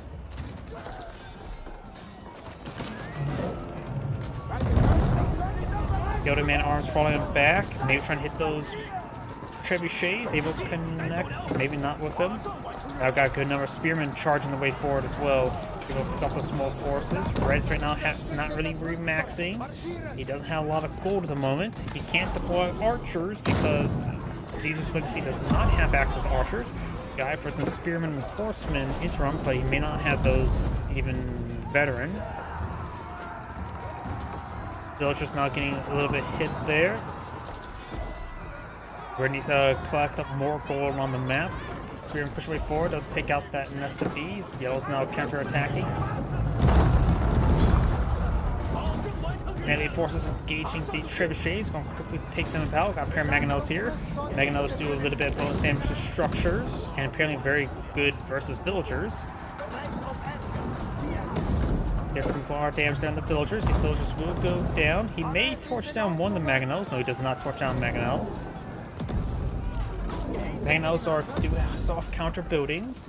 They actually do soft counter keeps as well, so they have more ranged keeps. Keeps have a range of 8, and these have a range of 9. Granted, Spring Gold emplacements do have a range of 9 as well. Lancer's not getting picked off by the Spearmen. There's the Sword of the Man-at-Arms. Who has an army of 2 on the field, trying to go for more elite Lancers. Right now, oh, there's also some Lance Connects mixed on in as well. Good eye for Siege Engineers to quickly pull out some battering rams, helping clean through his opponent's base.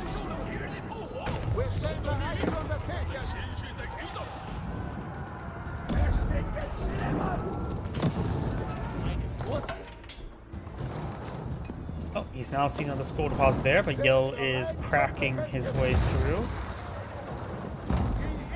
Now he can push his way through. And Red does back of the game now. This Angrade saying, thank you for watching, and on to the next replay. Before I get started on the next replay, I need to grab a drink from nearby. My getting a little bit thirsty. One moment.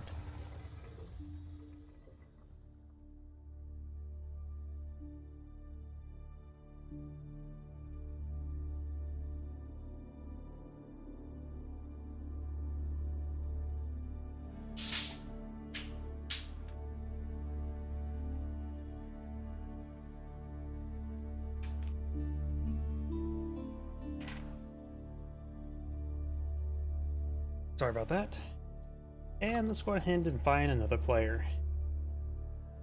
Let's see if he has any replays. At least the replays I can see. Nope. Let's see his.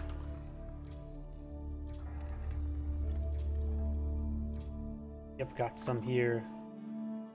So the Rumble chat, see that. The 10 minutes a little bit short. 24 minutes. Let's do this one. I think there's a bit of a series between these two. So I'll probably go browse a little bit more, see which one's the longest.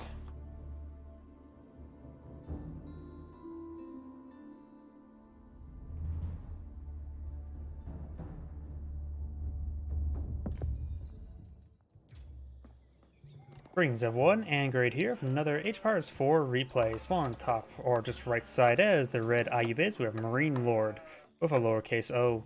Spawn on the left side as the Cyan Zuzi's Legacy, we have Beastie. There's also a handful of fishies in the middle of the map for shorefish. Ayubid player is blowing out his dock. Scout moving around. Shorefish now being cleaned on up. And funny thing as well, all this shorefish is on this side here, barring this one. So you can clean up this one relatively quick, but the last these shorefish will take a bit of time. He is eyeing for 3 shorefish at the moment. He's eyeing for some more. Does need a little bit more wood actually to get the House of Wisdom. House of Wisdom's 50 wood.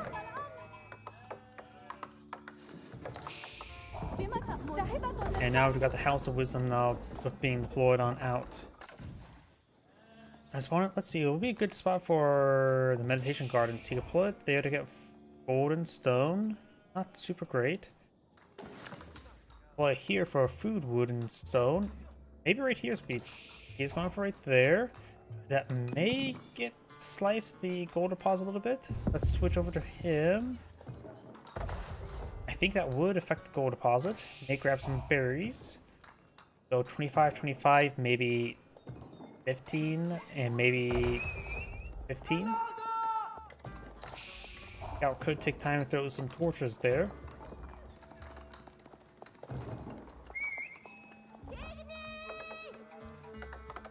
House of Wisdom not going on up. It's still not visible up here, so don't be surprised if you missed the age up. He is going for Military Wing reinforcements. He will get free Desert Raiders, 1 free Desert Raider every 2 minutes, as well as his cavalry able to build siege weapons, which can be very useful. That means he can rush for his Desert Raiders and pull out a battering ram to push through his opponent. Got Meditation goes up, Jangan Tower on the way as well. Yep, looks like it does get the gold deposit.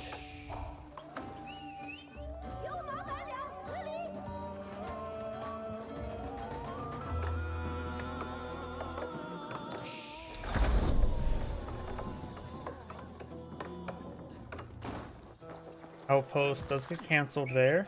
Villagers falling them back. We do now have the Desert Raider up on field. Song Dynasty now begins. Him seeing that Desert Raid on the field may have a good idea. He's gone for Desert Reinforcements. Not Desert Reinforcement, Military Wing Reinforcements. Got a Zinch Dude deployed on the field from the Jangan Tower. Got another Zinch Dude deployed on the field from the Archer range.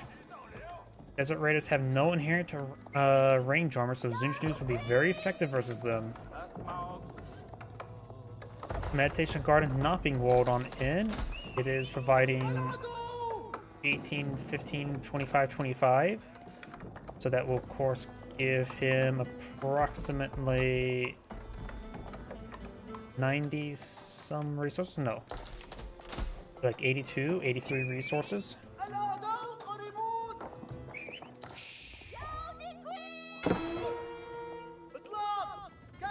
Desert Raider pushed their way forward.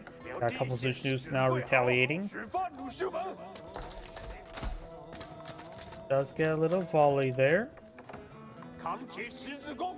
Now got a number of the Ayubid archers deployed out. Desert Raider is still moving around. Got the deer being disturbed by the Zunjnus. Got additional townsmen being pulled on the field to collect the deer and berries. So he is scouting the deer a little bit. He could try pushing towards the town center when he gets a chance. Now there's the archers there. Looks like a single villager is building town center at the moment. Does get deployed out there. He may focus him down a little bit, taking more villagers to build it up. Desert Raider does go down. He is building up with 11 villagers. Horsemen now pull on the field. Archers gain some good damage. Cyan is losing a couple villagers. Does pull back some of the wounded villagers there. Another villager does go down. Horseman kills off the villager number 4 there. And now the town center's built. The Dragon Tower should build another villager. Or, no, it looks like it got spawned out from the town center itself. I saw an idle villager there.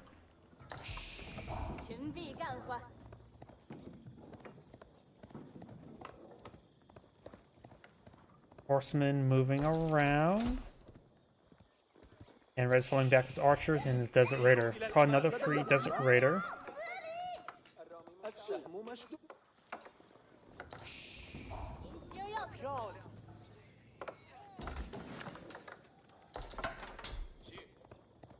Horsemen still moving around. Tap Cyan just to see what's on the flanks. Cyan right now does have 29 villagers. His opponent's 34. He does, of course, lost a handful of villagers, but that should be evened out relatively soon. The secondary town center. More archers there, along with the Horseman Desert Raider.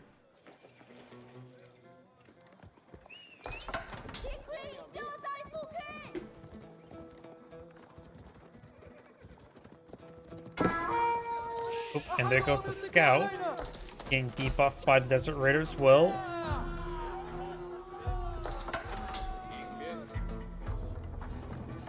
Number of spearmen there. Zunjnu's moving around. An outpost here. The Meditation Gardens does provide some stone generation, so this can give him. It can actually give him a good number of hand cannoneer slits for the outpost for free.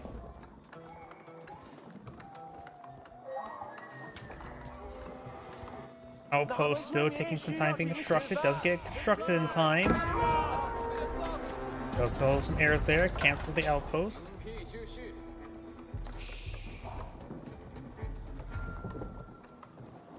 And now we do have an archer range not being built on out. He does snipe a deer, you monster.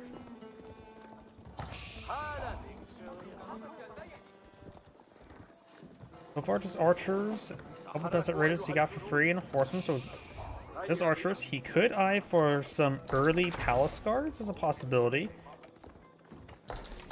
The handful of Desert Raiders will make it so his horsemen do a lot less damage.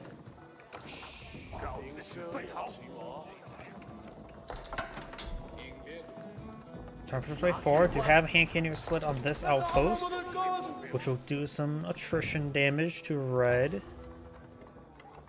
He does right now have still 44 stone, so he can perhaps get out another outpost with hand cannoneer slit soon.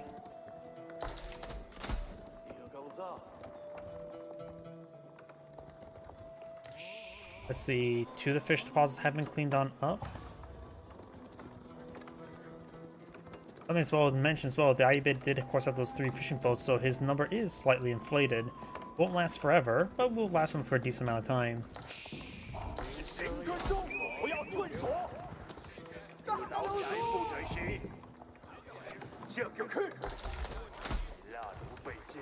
Couple archer rangers there, blacksmith now going on up.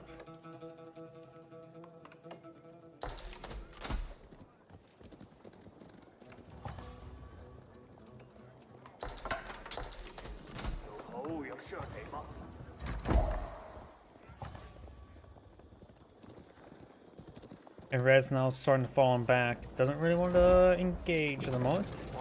Other villagers deployed on the field, so he does have plenty of population housing now.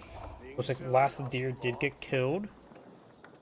He probably could retask his villagers onto the deer rather than collect the berries. Deer do collect it faster than berries by a good margin. Red's now pushing forward once again with force.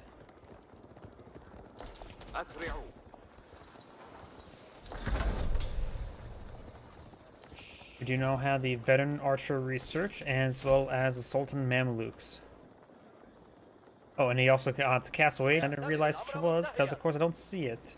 He went for the first one, probably the villagers, seeing I see he has more villagers at the moment on the field than his opponent, so he went for economic expansion growth.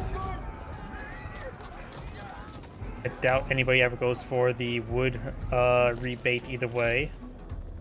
That one should just be straight up reworked, honestly. Aging up just to get rebate in wood, not worth it whatsoever.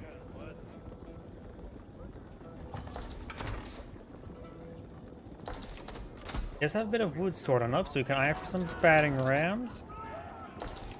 This opponent is very far from aging up the most well, just eyeing for more Zinchnoos. He's a lot more food, as well as a little bit of gold to age up. So he's taking some damage there. Does one shot on the Desert Raiders, starting to push away forward, gain some damage. Got some Mamluks bravery.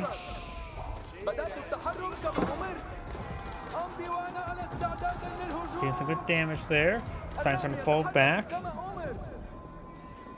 Going has to pull another outpost here, going for hand cannon near slits. Now he's eyeing for the Manjenki.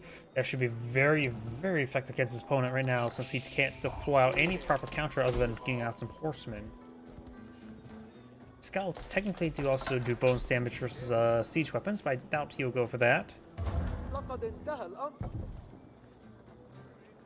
Another outpost being pulled on the field. Trying to dig in. He has quite a bit of gold, enough gold to age up. Needs more food to age up. Mangonels, of course, can outrange outpost hand cannoneer slits. He does actually Incendiary at launch. Incendiary launch does plus 14 damage to structures. As long as a couple of those rocks hit, he does get a good amount of bonus there. His villagers can eat the fire. It's not too spicy for them. Does splash a little bit of the mill up there.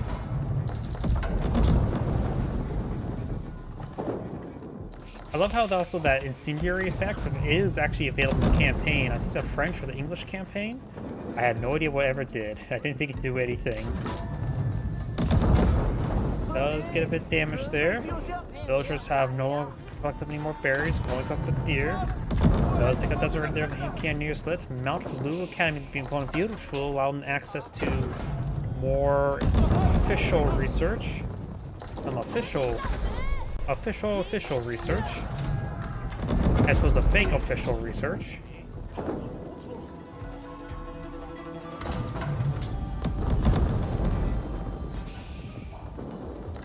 He honestly probably would stand to do better to switch to rock mode, because I think that would do more reliable damage.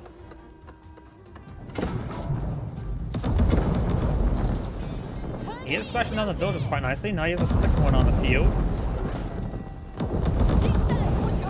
Got the veteran engineer research. No increased range damage at the moment. We're doing 6 damage per bolt. There is 2 range armor on these guys, so they would take 4 damage per bolt. Outpost takes some damage.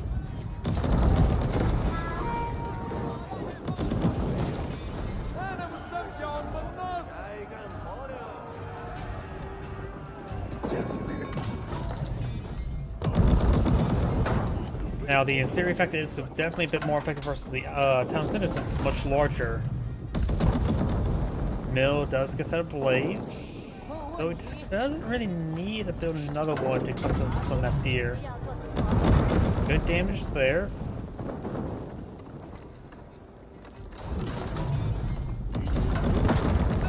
Gain some good damage. Oh, he's out of wood. Dang good. And it doesn't appear that he's actually, there we go, he has some wood now. Spearman charging the way forward. Archers, of course, pursued, do both damage to them. Mangonels may want to switch to rock mode. Kinetic. As opposed to heat. We do now have both of those Manjenkis, or however you pronounce that, going down. He does have some regular Palace Guards on the field, as opposed to the early Palace Guard. Able to rapidly pursue these forces. Right now, these guys have point Palace Guards do move faster, same speed as Musafati Warriors. Dervish there. Relic. Red has maintained every single relic.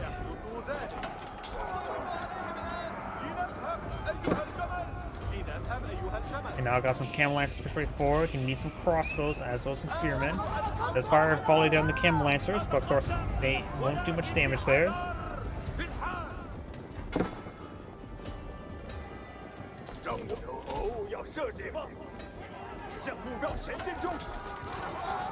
Getting some good damage there. And now I got the Dervish doing some AoE healing.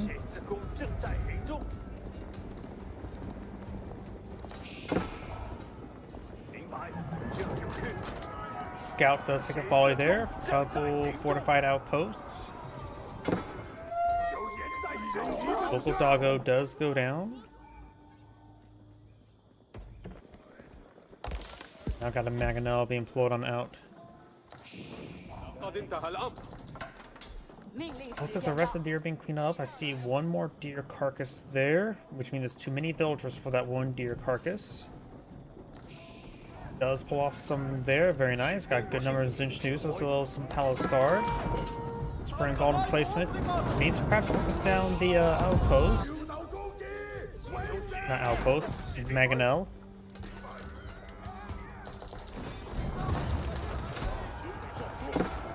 Town Center will be under siege once again.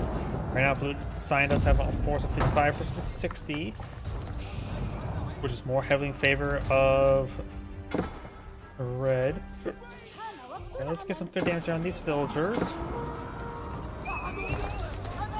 Dervishes do take quite a bit of damage there. Mangonel finds a decent volley there. Push way forward. Sign just has a good concave. Push way forward, getting some good damage. Ambulance is charging way forward. Mangonel's going to get a massive hit there. Palace Guards overrunning the Manjenki. He may want to focus that down quickly. He does focus down quickly, took minimal damage return, but still a number of camel lancers on the field. He is running a little bit low on crossbows here. He has 6 on the field at the moment. Scout does get required by the Palace Guard, and the one camel lancer remains, as well as one Desert Raider. Sign has help, his army is much smaller than his opponent.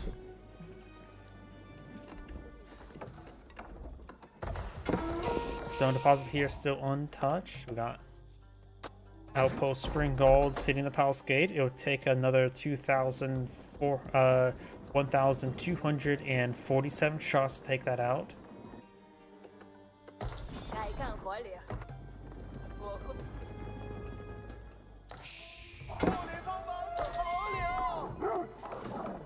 Local doggo demands head pats. It looks like Sign's going to be trying to collect up the deer now. Red's going for more palisade walls there, as well as more outposts. When it comes to gold to this map, oh, Sign needs... It's going to be barred off from most of the gold. Got most of the gold up on the northern side of the map. Got a bit of gold here next to Red's army. And there's a little bit of gold stone down here as well. So Sign needs to be a bit more aggressive to engage the gold deposits. Though he does have the Meditation Garden, does provide a slight trickle. Red's pushing way forward. There's no additional hand cannon or slip there on that outpost. Sign does have quite a bit of gold stored up. It has 10 filters on gold as well. Outpost taking some damage there. Mangonel does do 36 damage times 3 against structures, which is 108 if my math is incorrect. Per volley against structures. There goes the town center there. You now have the Palace Guard engaging with some spearmen trying to hit the horsemen. Good SB shot there. SBs have taken a bit of damage. All of his melee forces go down. SBs get a good volley there. Warriors around the archers are going down. Elams are falling back. Oh, when a couple of Elams do push their way forward. Got some hits there on the SBs. Does save one there. Got a villager here. She can take time to repair up the rest of the bees. And now got a pair of Spring Gulls being pulled on the field. Like the Mongols, the Ayyubids can of course deploy out more advanced siege weapons to the field, but unlike the Mongols, they get it for absolutely free. Horsemen find a good number of villagers here. Palace guards are intercepting. Some of these villagers are starting to go down. There's another pair of outposts here, both upgrading the hand cannoneer slits.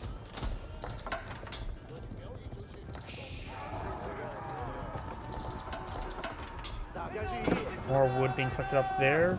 Horsemen may find some of these villagers. Red siding eye for counterattack.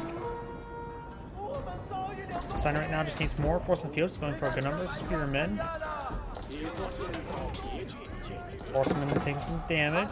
More granaries going on up and farms. Red's now inside his opponent's base. Imperial official does go down. Does not collect the taxes there.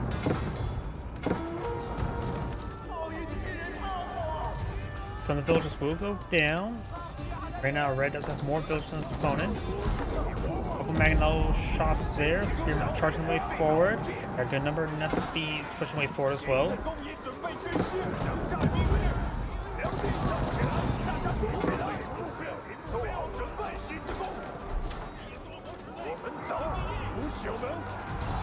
The alarms push way forward.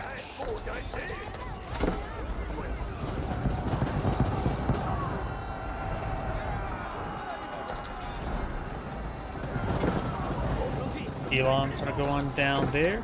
Palace guards charging way forward with some spearmen. When the spring golds do go down, horsemen taking out that outpost. It's been set ablaze. Palace guards charging way forward. Red does have good number of archers and crossbows in the field. This one right now just has good number of crossbows. Very little Zinch news, nor anything else. He does have good number of nest of bees, that's for sure.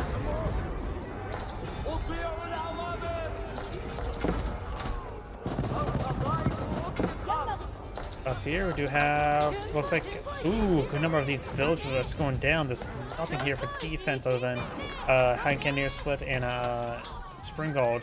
Did take out a number of villagers there. Actually some Gelons mixed on in as well. Crossbows and Palace guards retaliating.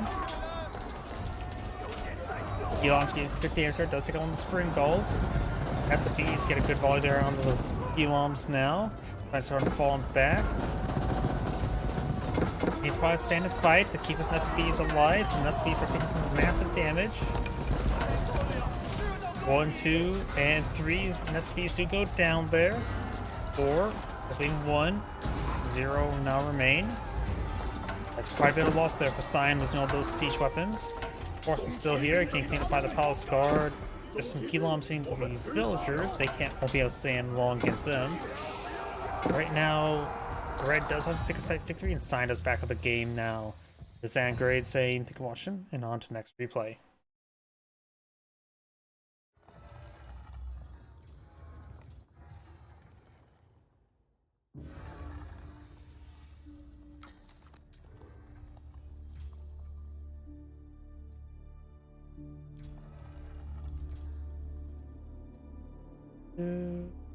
Let's see. Wait, some of these look brand new.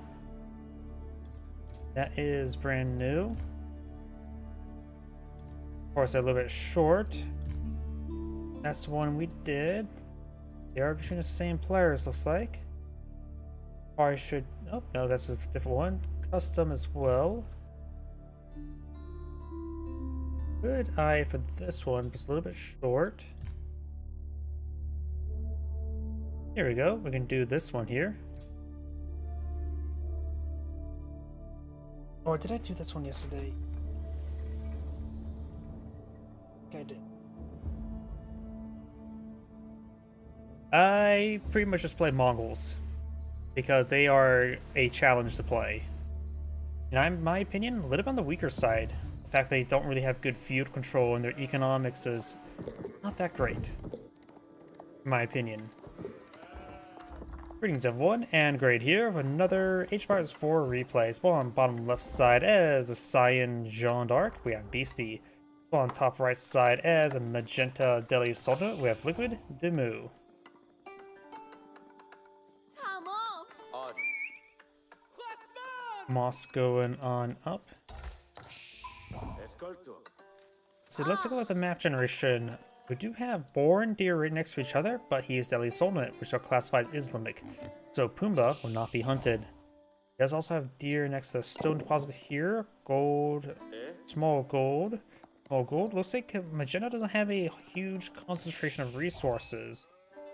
Does have some berries next to some gold here, but nothing's too super concentrated. While over here for Cyan does have a large gold deposit next to a large stone deposit. A bit more early concentrated with some berries nearby. Ore and deer next to each other, and that is very usable. Here a little bit off the side, a little bit very vulnerable. Some gold and berries over here. We now got the school cavalry going on up. And a good number of sheeple being brought on home. Be led to glory and not to the slaughter. Genta also finds a good number of sheeple. Our victory now going on up, which will improve the attack speed of all infantry built within sphere of its influence by 20%. Well, School Cavalry will allow the Jeanne d'Arc player to get plus 20% faster production speed on a cavalry unit. Honestly, the best thing about School Cavalry is the fact that it's just a stable. It just having a free stable upon aging up on a structure that's on a more aggressive structure like stables as opposed to barracks makes it a pretty good item to be aggressive with. Ah, finit.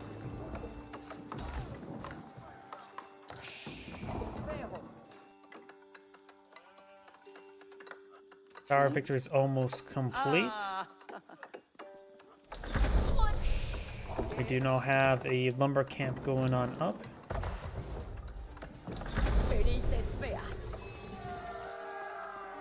And a good number of sheep have been brought on home. 13, which put them up to 15 sheep. You monster. You just bought the sheep. Cyan looks like has already bought all the sheep. But probably has quite a bit of carcasses there, I'm pretty sure. First Royal Knight to blow on field. Cyan does grab a couple more sheep there. Royal Knight will be spotted, will be scouted. Boar now being obtained by Jeanne d'Arc herself. I know Jeanne d'Arc can get experience for killing off boar and wolves. Does she get experience for killing off deer? Probably not.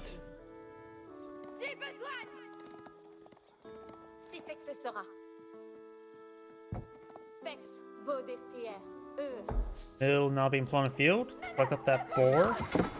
And now we do have the scout taking some damage there, getting killed by a couple of Royal Knights. Got a pair of Ghazi Raiders now put on the field. They do have +2 damage versus heavy. Makes them a little bit more effective versus fighting against heavy, but against Royal Knights, they'll still be far vastly inferior. They cost 140. Royal Knights, of course, still cost 240. Gold here, make a hit. Ghazi Raiders are advancing or raiding.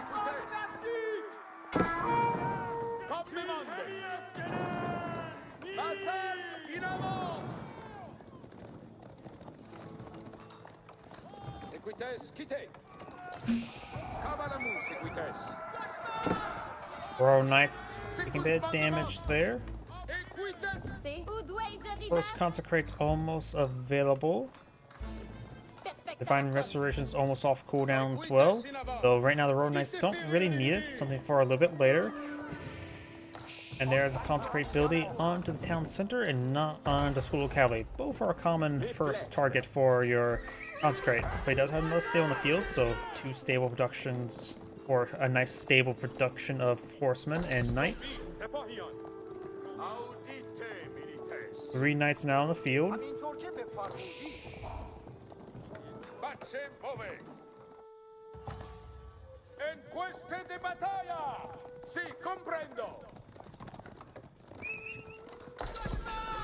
Those are here, starting to fall back. You have, what, 5 Ghazi Raiders there versus 4 Royal Knights. That'll be plenty of Royal Knights to deal with the Ghazi Raiders.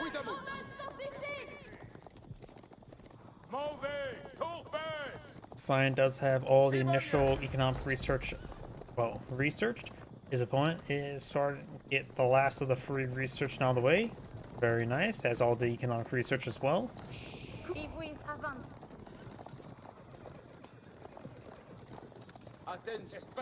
You may see a conflict there. Magenda's trying to keep his distance away from the Royal Knights. There's 5 Royal Knights on the field, 6 and soon to be 7 and 8. More Gazi Raiders here. Going for more Spearmen would be a good idea. He has 11 Gazi Raiders. Spearmen, small numbers can be overwhelmed by the Royal Knights. Additionally, whatever damage they take can be healed up by Divine Restoration in small bursts. So he has to be careful with Spearmen as well, because Jeanne d'Arc, it has the Holy Wrath ability. He's an excellent spell sword.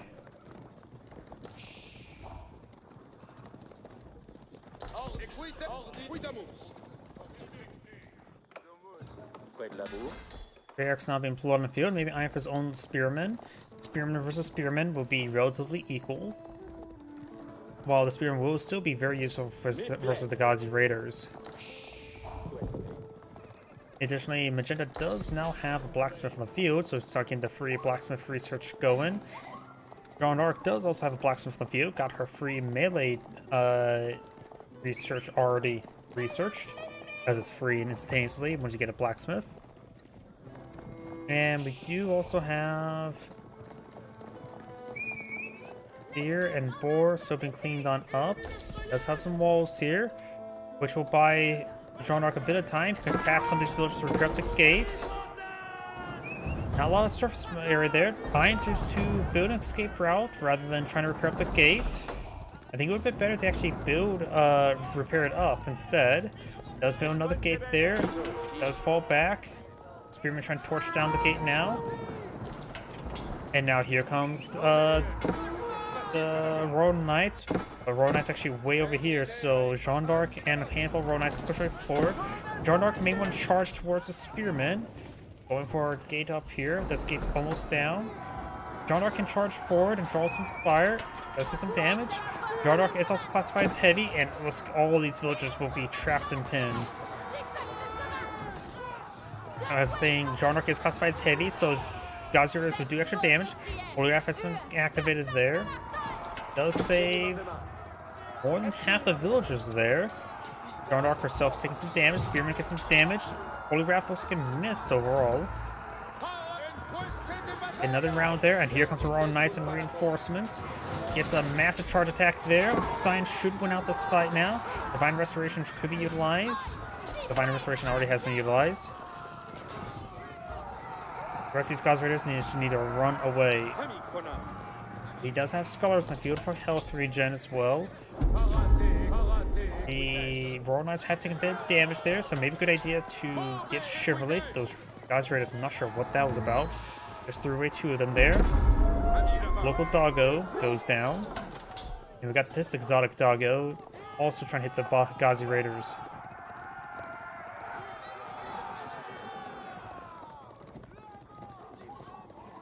This Gazi Raider may get stabbed to death. Does get stabbed to death. Got a line of palisade walls there. Cyan does have a couple or a spearman there. Go for another round of walls. And I bring 9 villagers here. Probably a good idea to do a task on the Pumbaa there to get, as Boar does get collected up faster than Deer. Walls have been torched. Jeanne d'Arc has plenty of health at the moment. Jeanne's getting a good number of spearmen, so Jeanne's champions will probably be a good idea to pull on the field. But if it's fun to go for a large number of crossbows next age, Jeanne's riders won't be half bad either. There's a good chance once the Deadly Zone player ages up, he's going to pull an eye for mass crossbows. After all, it's blankets French. Of course, there's always still a good number of spearmen, which also would be good, because it's blankets the French.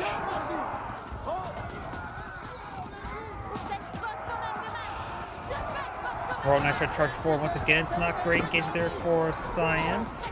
One Holy Wrath is available. Maybe go for that conflict there. Oh, and there's... She's now level 3. Does go for Jeanne's champion, so does pull out 3 champions. Or... Nope, guess not. I guess that was either interrupted or it starts the building now starts on cooldown. The recent patch make it start on cooldown rather than instantaneous available. Jeanne d'Arc is now redeployed in the field. She's now a heavy cav. Okay, so Lance charge attack does bonus damage versus huntable animals. I'm not sure why on Earth they added that in, but they did.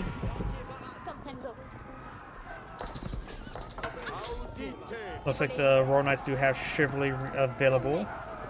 Cavale parade. Oye, oye. Ambulo.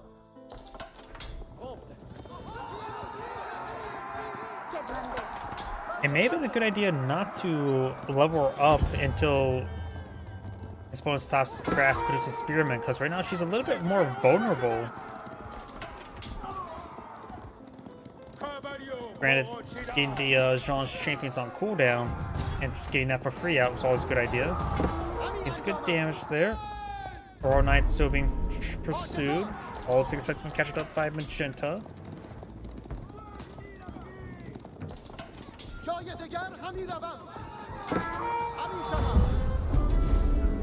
All 6 sites been captured.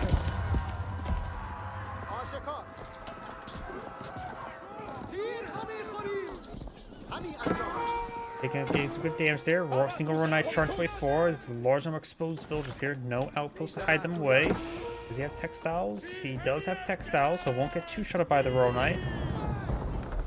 Wall will get torched down, and this time there's no escape out for the villagers. House of Learning now being researched, which will give him access to 5 unique research. Does get the wall built in time, does escape on out, or gate, not wall. Also, the Royal Knight will be pursued.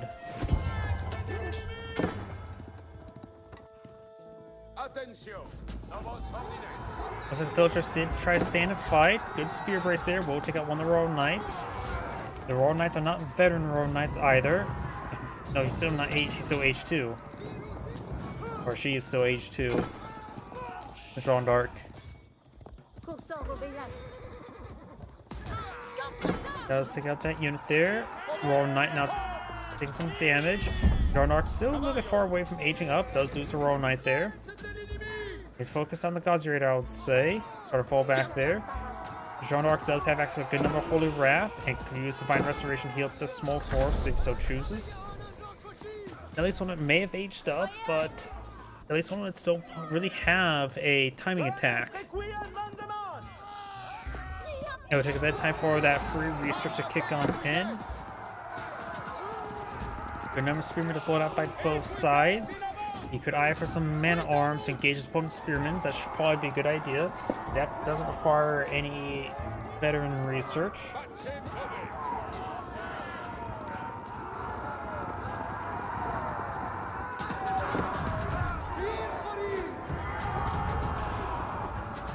Magenta right now has more Spearmen, a lot more Angry Men of 0.6 and Cyan. I got some of these deer now. Oh. I'm pretty sure the Royal Knight would have been just fine. It almost got stuck by a tree.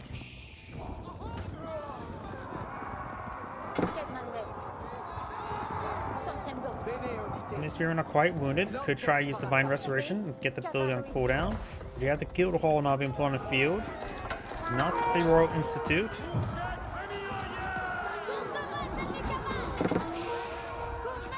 Jeanne d'Arc can take a bit of abuse. Oh, there's the Jean's Champions. Perfect item this moment in time. Man-at-arms that can specialize in killing Spearmen. Plus 8 damage for Spearmen. We do have right now 4 melee armor. These Spearmen have 9 damage, so they do 5 damage each versus the Jean's Champions, who also get a bit of extra armor from herself for being close to her. And now we do have the Spearmen now engaging some villagers and got a very, very late response there by Magenta. Most of the Silent Spearmen are very wounded, but it looks like he's doing some focus firing now.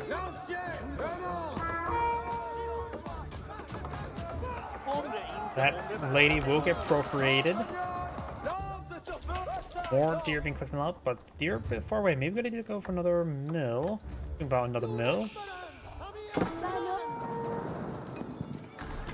Outpost under fire. Let's see, he's trying to collect up some of the berries. More village right there. That's not Spearmen. Jeanne may need to get out some more Jean's Champions at the current rate. This one's just going for mass Spearmen. It may be a good idea to actually build a keep just for more Jean's Champions. Great Holy Wrath there. Now there's a Jean's Champion there.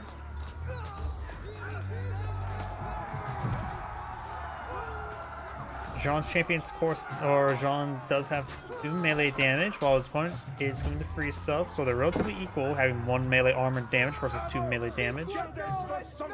And all of Magenta's stuff does go down there, barring a couple of them falling back. I'm curious about Jean's level up. Still pretty far from leveling up again. Yes, if his opponent continues with the Spearman path, going for a large number of Jean's champions wouldn't be half bad. But if he mixes up everything, it'd be a good idea to go with the cannon. Compagnon, lance sur feu.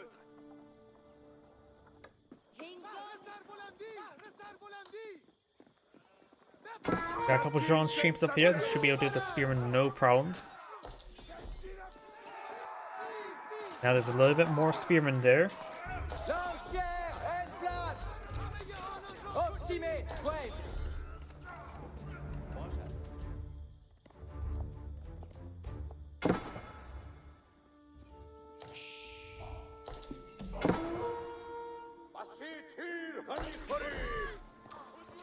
Now got a Lancer here, trying to be shanked by all the villagers. Not going all too well. Cyan has been maintaining a slight villager lead. Both sides have been losing equal amount of villagers. Now got a regular man-arm support on the field. Probably getting some healing here.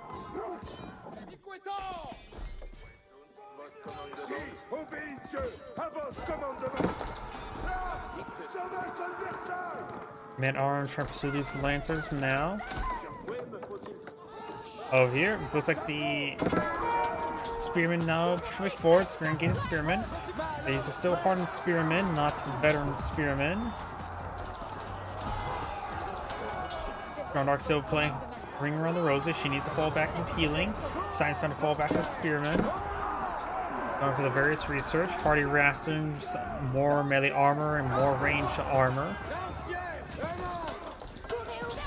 Jeanne d'Arc has to rely on really good Holy Wraths to help turn the fight, which she's doing some good work at that, but she's getting quite wounded. The Spear needs to fall back on a number of men-arms from the field, and they do have the Keji research, so they do have +3 damage as well. Or how do you pronounce that name? The, Ilji?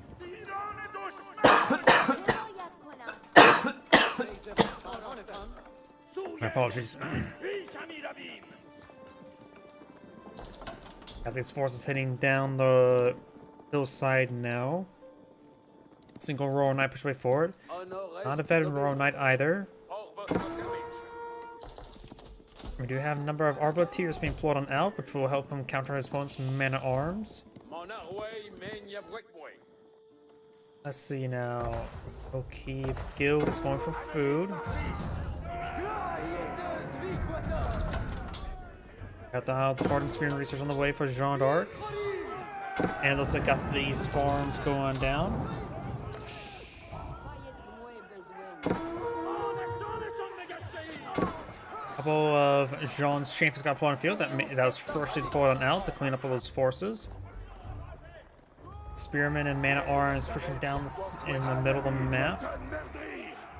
Jeanne d'Arc's Man-at-Arms are going to be inferior to his opponent's Man-at-Arms. So the Jean's champions can be quite nice this age, getting a little bit extra armor, as well as some damage, as well as some supply equipment to get them even better. Spearman push way forward, does get a good hit there of Holy Wrath, good healing there. Got a number of Arbaleteers here to help support out his Man-at-Arms, or her Man-at-Arms. And it looks like the forces do get cleaned up over there. Crossbows gains good damage. She must be pretty close to aging up, because do now the passive supply on the field. Not only increase her range, but increases her range.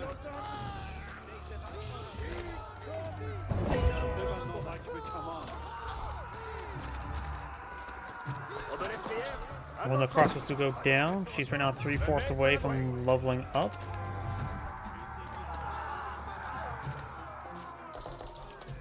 Free cannon, as nice as it is, and maybe it's still better go for the Jean's champions just to have a nice little front line whenever he needs one. our Gamerson's research just yet? Nope. Gamerson's now on the way. Coréo, Pex, Beau, Destrier, Épuise avant. Does take out that spearman there. Got these spearmen push way forward. Les Coréos sont Vincent. No Jean's champion. It's Arbiter's main arms and spearmen. Crossbows Micah around. Jean d'Arc is taking quite a bit of damage. While she is classified as heavy, she does have 50% range resist in this level. Spearman push way forward. Jean d'Arc taking some fire. Jean d'Arc does go down. Couldn't get off another Holy Wrath. Jean d'Arc has been redeployed. Spearman now falling him back.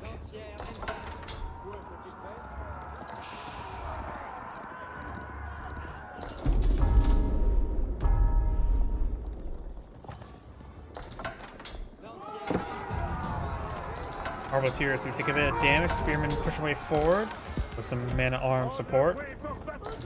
Jean d'Arc has taken some damage there. Got some Lancers over here. Stone is being cleaned on up, as well as a bit of gold. This gold deposit right now being not touched. Good design for this gold deposit. There's still some golden stone. There's quite a bit of stone in the map. Not a whole lot of gold. Gold can still be claimed here. Trade post can be claimed by Cyan. We got a. I was going to say there's a prelate there, but that's just a monk. Besoigne à faire.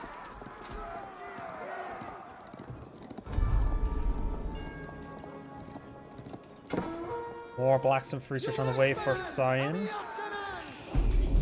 And arms does go down, so does the monk. Right now, Cyan does have an army of 30 on the field versus an army of 73. That can also be exceedingly useful for the Jean d'Arc. Keep now going on up. To help him keep this area. Now it's just going to be behind the Spawn's base. Guild Hall is still tasked with food. Recently been withdrawn as well. Barracks starting to go down there. Cross Arbiteers now engaging. Men at arms going down. Jean d'Arc does take a nice volley there. Passive and research. Increasing the range and range armor. More houses starting to go down there.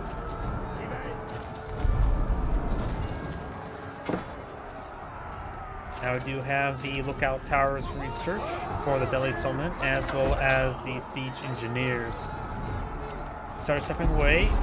Lancer does go down there. Number of spearmen deployed on out. The Delhi settlement spearmen don't pose a big threat to the Arbiteers, and they have Gamersons. Just a small threat.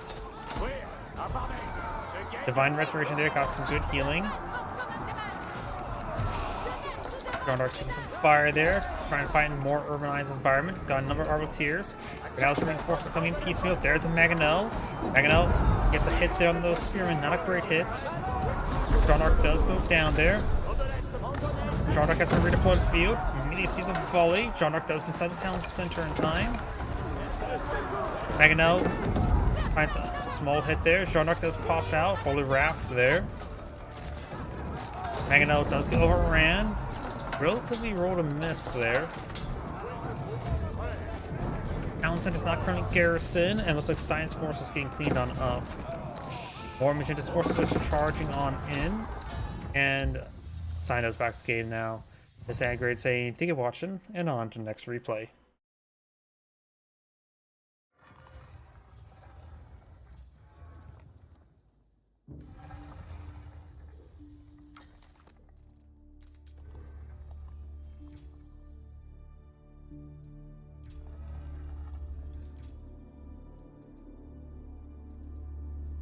Was that this one here? It was that one.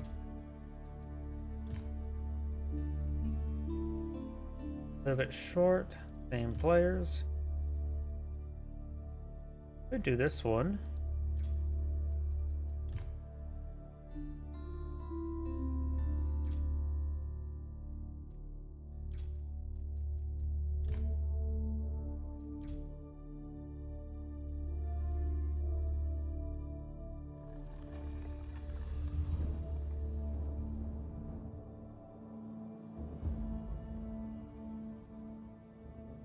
Oh crap.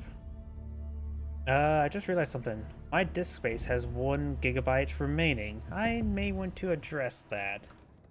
One moment please. I won't be able to record any more replays until that is fixed.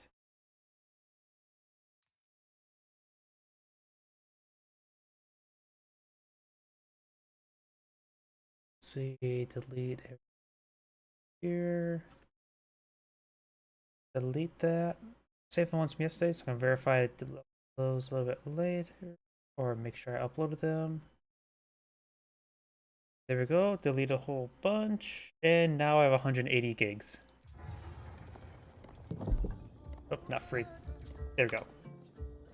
Brings everyone, and great here for another Age of Empires 4 replay. Spawn on the north side as the Cyan Mullions, we have Beastie. Spawn on the south side as the Jeanne d'Arc, we have Louis MT.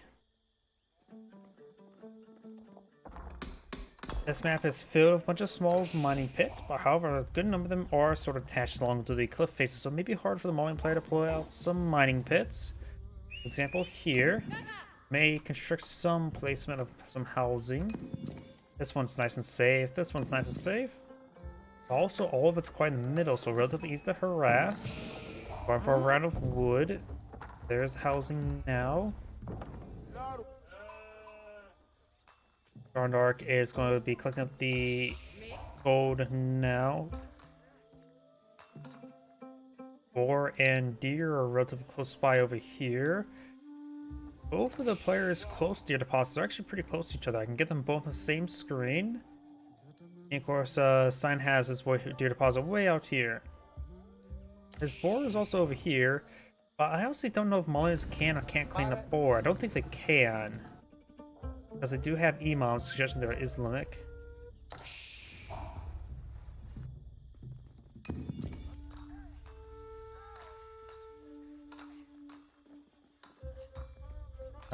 Research age on up. School of Cavalry now being built.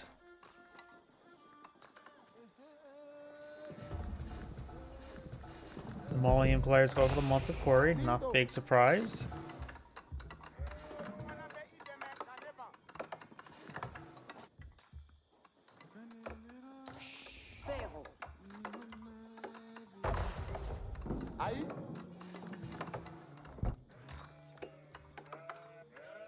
Ooh, Orange finds a good number of sheep.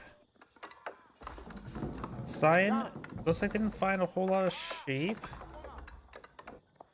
Yeah, looks like Cyan may have struck out quite a bit on sheep. There's one there. So Orange is going to do just fine on food for a time frame.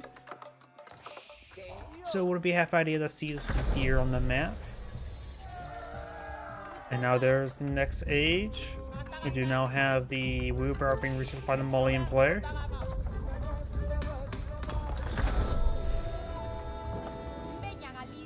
First Royal Knight on the way. Donzo going to be very useful against the Royal Knights. Jeanne d'Arc still classified as a peasant. Let's see how close she is to leveling up. Fortress there. Looks like she can level up now. And now does deposit the berries there, and now she's a man-at-arms variant.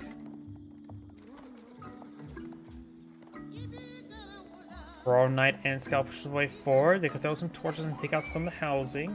Do have a barracks there. Going for Donzo now.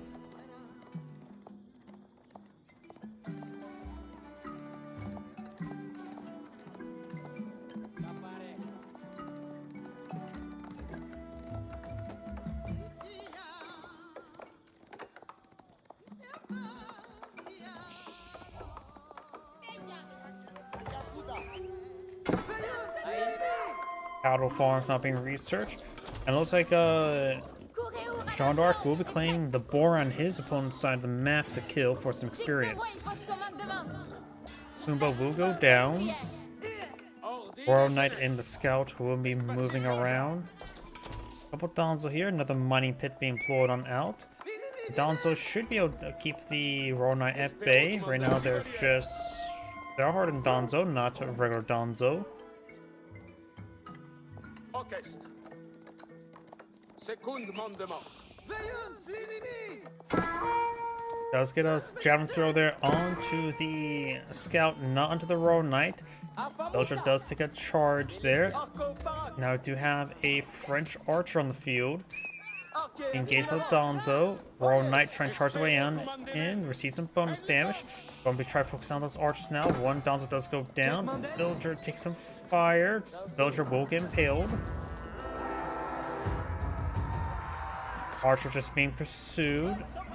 And it is taking time to torch down some of the wounded housing as well. Very nice. Granted, that housing is quite cheap, so losing is not a big problem.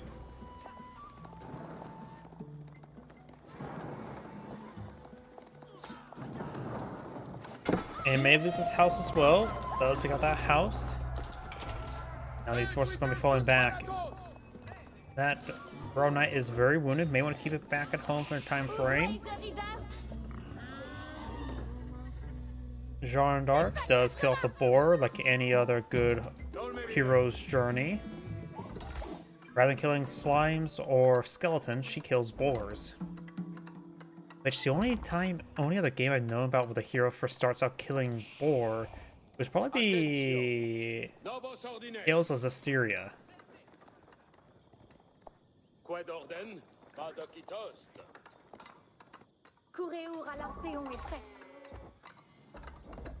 Some of the deer do get sniped by the archers.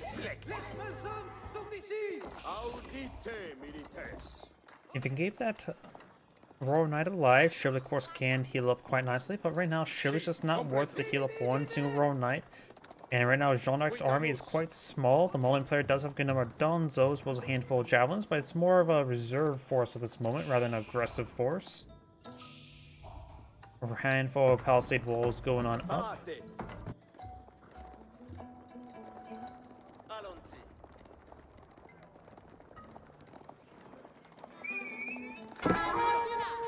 Scout does get impaled. Royal Knight has 68 health. That was a good volley there, and stab. Good split there. Kills off both those units.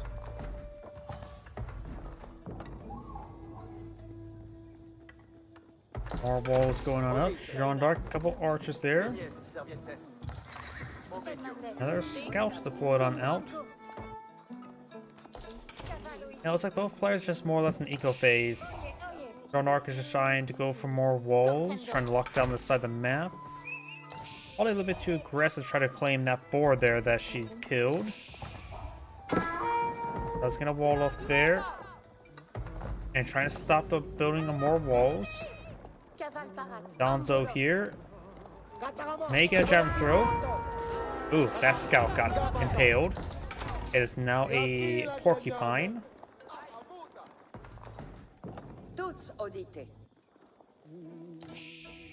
More walls going on up. Sort of fast forward a little bit. Local doggo does go down. And now we do got the Donzo push away for a couple javelin throwers in tow. The Royal Knight does take a good volley there.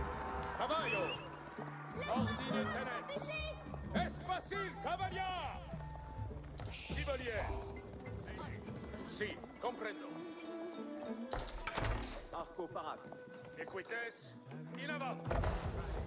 School of Cavalry, Ein builds some more Royal Knights, got the stable here as well. Both the stables have been consecrated, not the town center.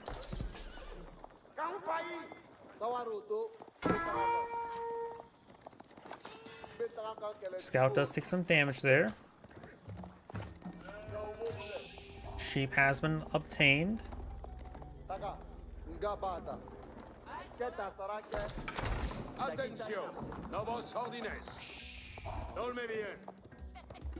Over here, we do have the forces still moving around. Signs going for a round of walls. Orange does, of course, have two town centers. We'll be pulling out in villager production. Sign, of course, is setting up his cattle ranches ready for the Grand Fulani Corral. Palisade Gate will go down.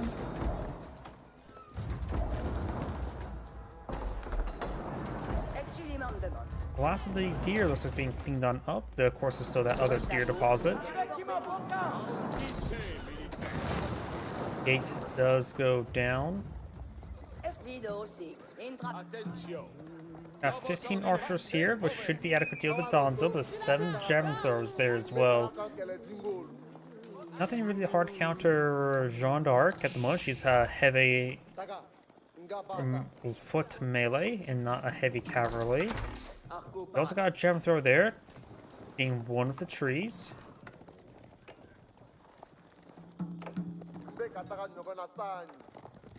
Javelin thrower may go down there. Will go down. Military line for more walls there. The boar not obtained.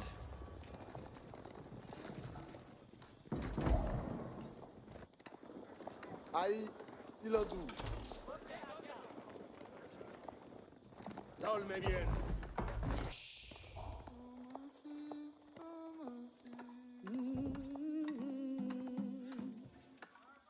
And my apologies, everyone. I do need to use the restroom.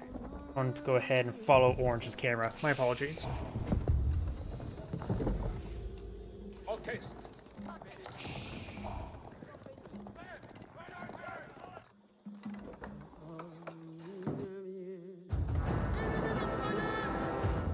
Chevalier.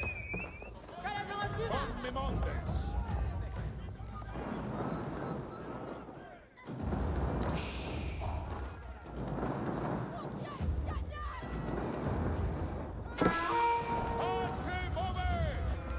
Si comprende.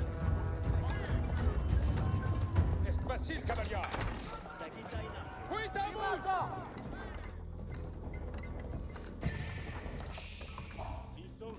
Cuitamos.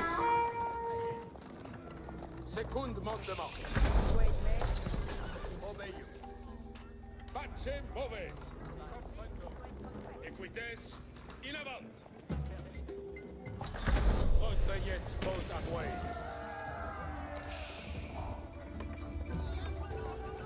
Avertissez votre courage, compagnon. Je suis votre serveur.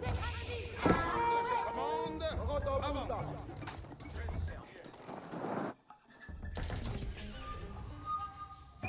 Avant, compagnon. Pour votre service. Avertissez votre courage, compagnon. Allons, la ministre Zawed. Pour vous servir. Incontinent.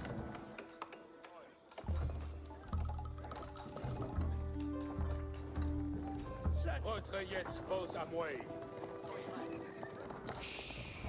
Chefs. Avant, compagnon. Quand je commande, avant. Quand je commande, avant. Accessments vos amoués. Avant. Avertissez votre courage, compagnon. Pour votre servir. Reste pour terre. Ennemi pointoyé.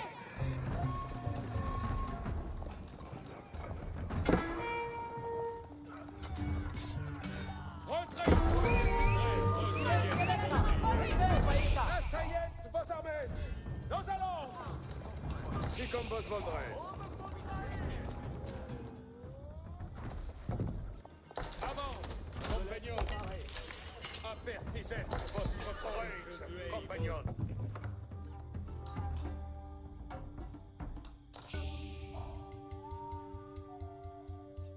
Si comme vos voldrez. Paudi donc. Manuel assouvi. Avant, compagnon.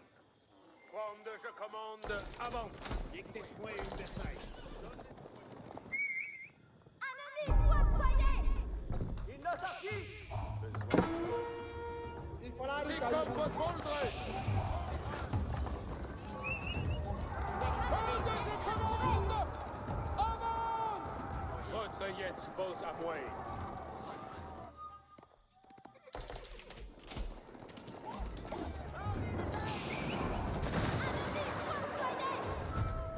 Avertissez votre courage, compagnon.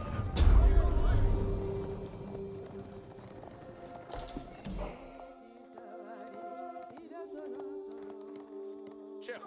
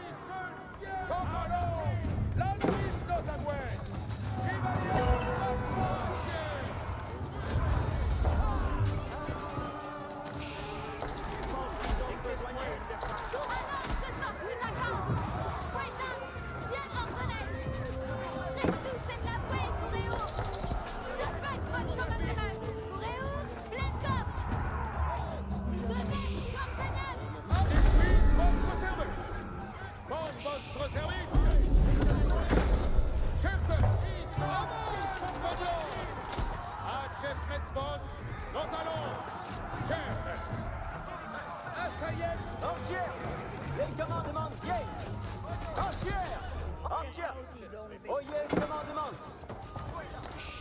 On déguerpit, archer. Obéis au commandement. Le ferai-je donc? Ne demeureis point slat Sukhoi. Archer, allons primo.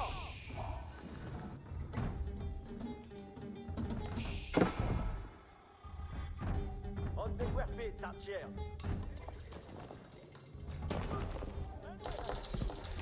Là, une 16 belle.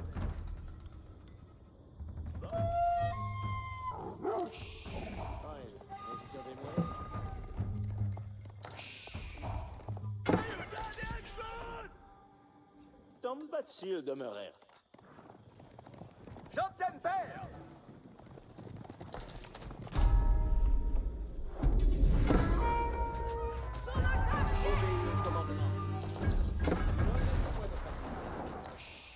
Besoin à faire?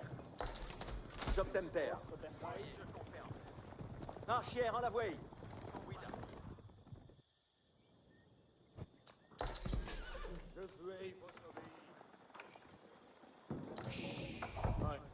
Le ferai-je donc?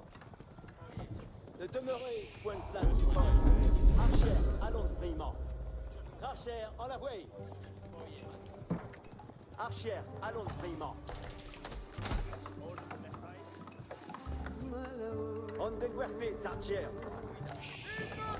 Ne demeurez point slat Sukhoi. Si, comme le volet.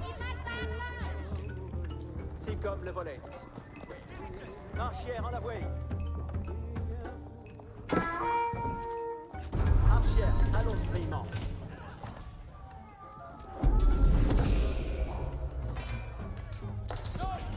Archer, en la voie. Ne demeurez point slat Sukhoi. Sorry about that. Nope. It's still on free camera mode. I am sorry about that. That was a little bit sudden. Looks like Orange moving around. Do have some Royal Knights on the field. Got some Musafati warriors, as well as a good number of archers here. Musafati warriors and archers trying to engage the town center. Orange is going to that gold or no longer. Royal Knights not pushing way forward. Got a number of archers, arbaletiers, as well as some Jean's champions. Jean is not at the blast cannon rate. Just get a good holy wrath there on some of the javelin throws there. Javelin throws going to get annihilated by the Royal Knights. Royal Knights pushing way forward, hitting some Musafati warriors. Donzo will be better against the Royal Knights and Musafati warriors. Javelin throwers getting some damage there. The Royal Knights are still quite alive, able to push through to hit the various cavalry there. Towns that looks like will be burnt down. Jean d'Arc does get poisoned to death, I believe. Archers and crossbows push way forward. Science reinforcements are streaming on in, and Townsend will burn down. It is consecrated, so she will lose consecration.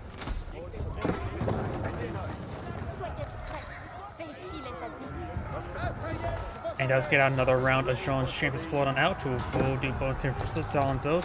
Archers taking some hits there from the archers and arbaletiers, and Science going to be falling back up the hill. Jean d'Arc, of course, can capture Sacred Sites herself. Trying to engage, but she's taking quite a bit of damage there, but she's getting trapped by her own units. She does receive quite a bit of poison damage. Poison dust, she does get poison death there. Arbaletiers fighting from the low ground. Now realizing that the poison air damage must be pretty effective for Jean d'Arc overall. Musafati warriors and Dons are charging way forward. One, the horseman does go down. Magano has been put on the field, gets an excellent hit there onto the Donzo, but doesn't miss all the ranged units. Ores have been cleaned up by a couple of villagers. Got too many villagers here on here, and some still spread out pretty far. Eyeing for the round of palisade walls there just helps secure the region. Both players are in Castle Age. Royal Institute has been researched. Does get a number of the unique researched. Does not have the crossbow stirrups just yet. Increased attack speed of the arbaletiers.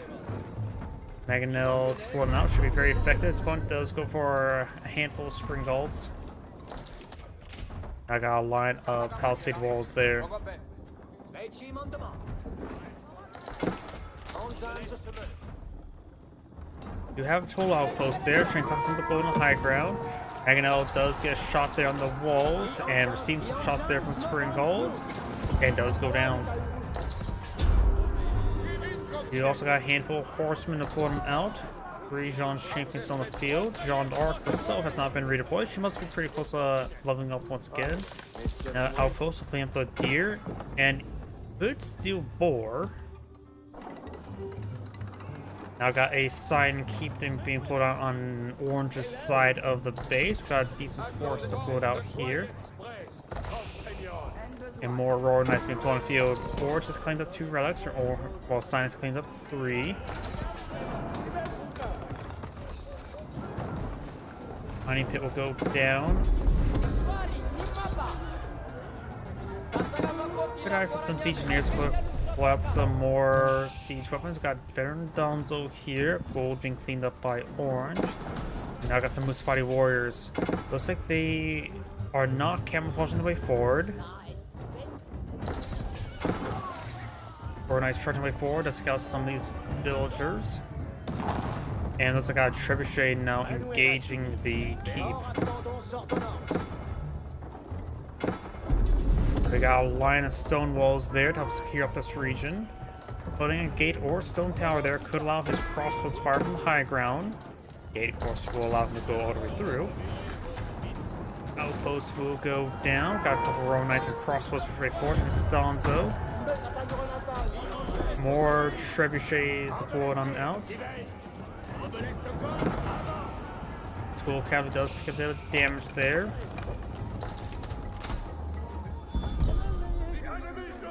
And looks like the outpost there. Let's see, Boar still has 800 food left. That's still quite a bit. Got some idle villagers here. Royal Knights trying to wait forward. Good hit there onto the Arbaletiers. The Orange is not deployed on Springballs against those Mangonels. Our Gamthers focus down the Arbaletiers. Mangonel gets a good hit there. Got the Trebuchet hits there onto the keep, going oral almost complete. Jeanne d'Arc has been redeployed in the field. She could take some good damage just to use Divine Restoration.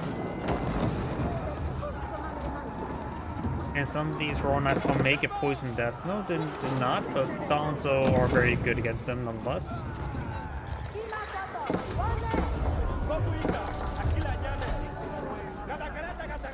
And now I do have the Blast Cannon variant of Jeanne. He does get the 3 champions and 1 cannon variant. It may have been better to go for the 7 champions, honestly, because it'll help him gauge everything else. Cannons won't be good for structures. Jeanne d'Arc's taking quite a bit of damage.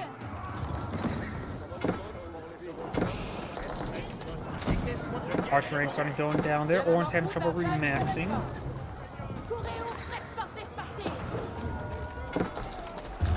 And Jeanne d'Arc does go down there.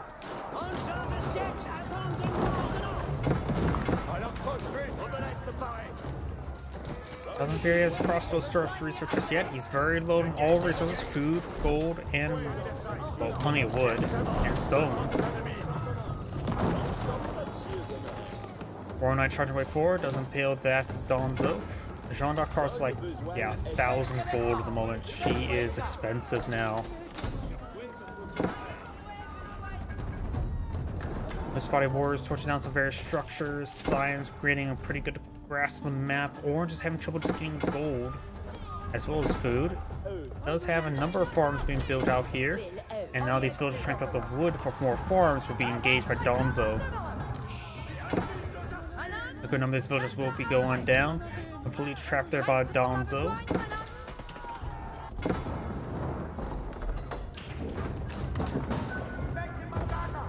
Batarans pushing forward with Cyan. More farms over here. Springald's taking some hits. Springald does go down. Cyan has 1 Springald remaining. 2 Cyan Mangonels here. Mangonel finds a relatively large miss there.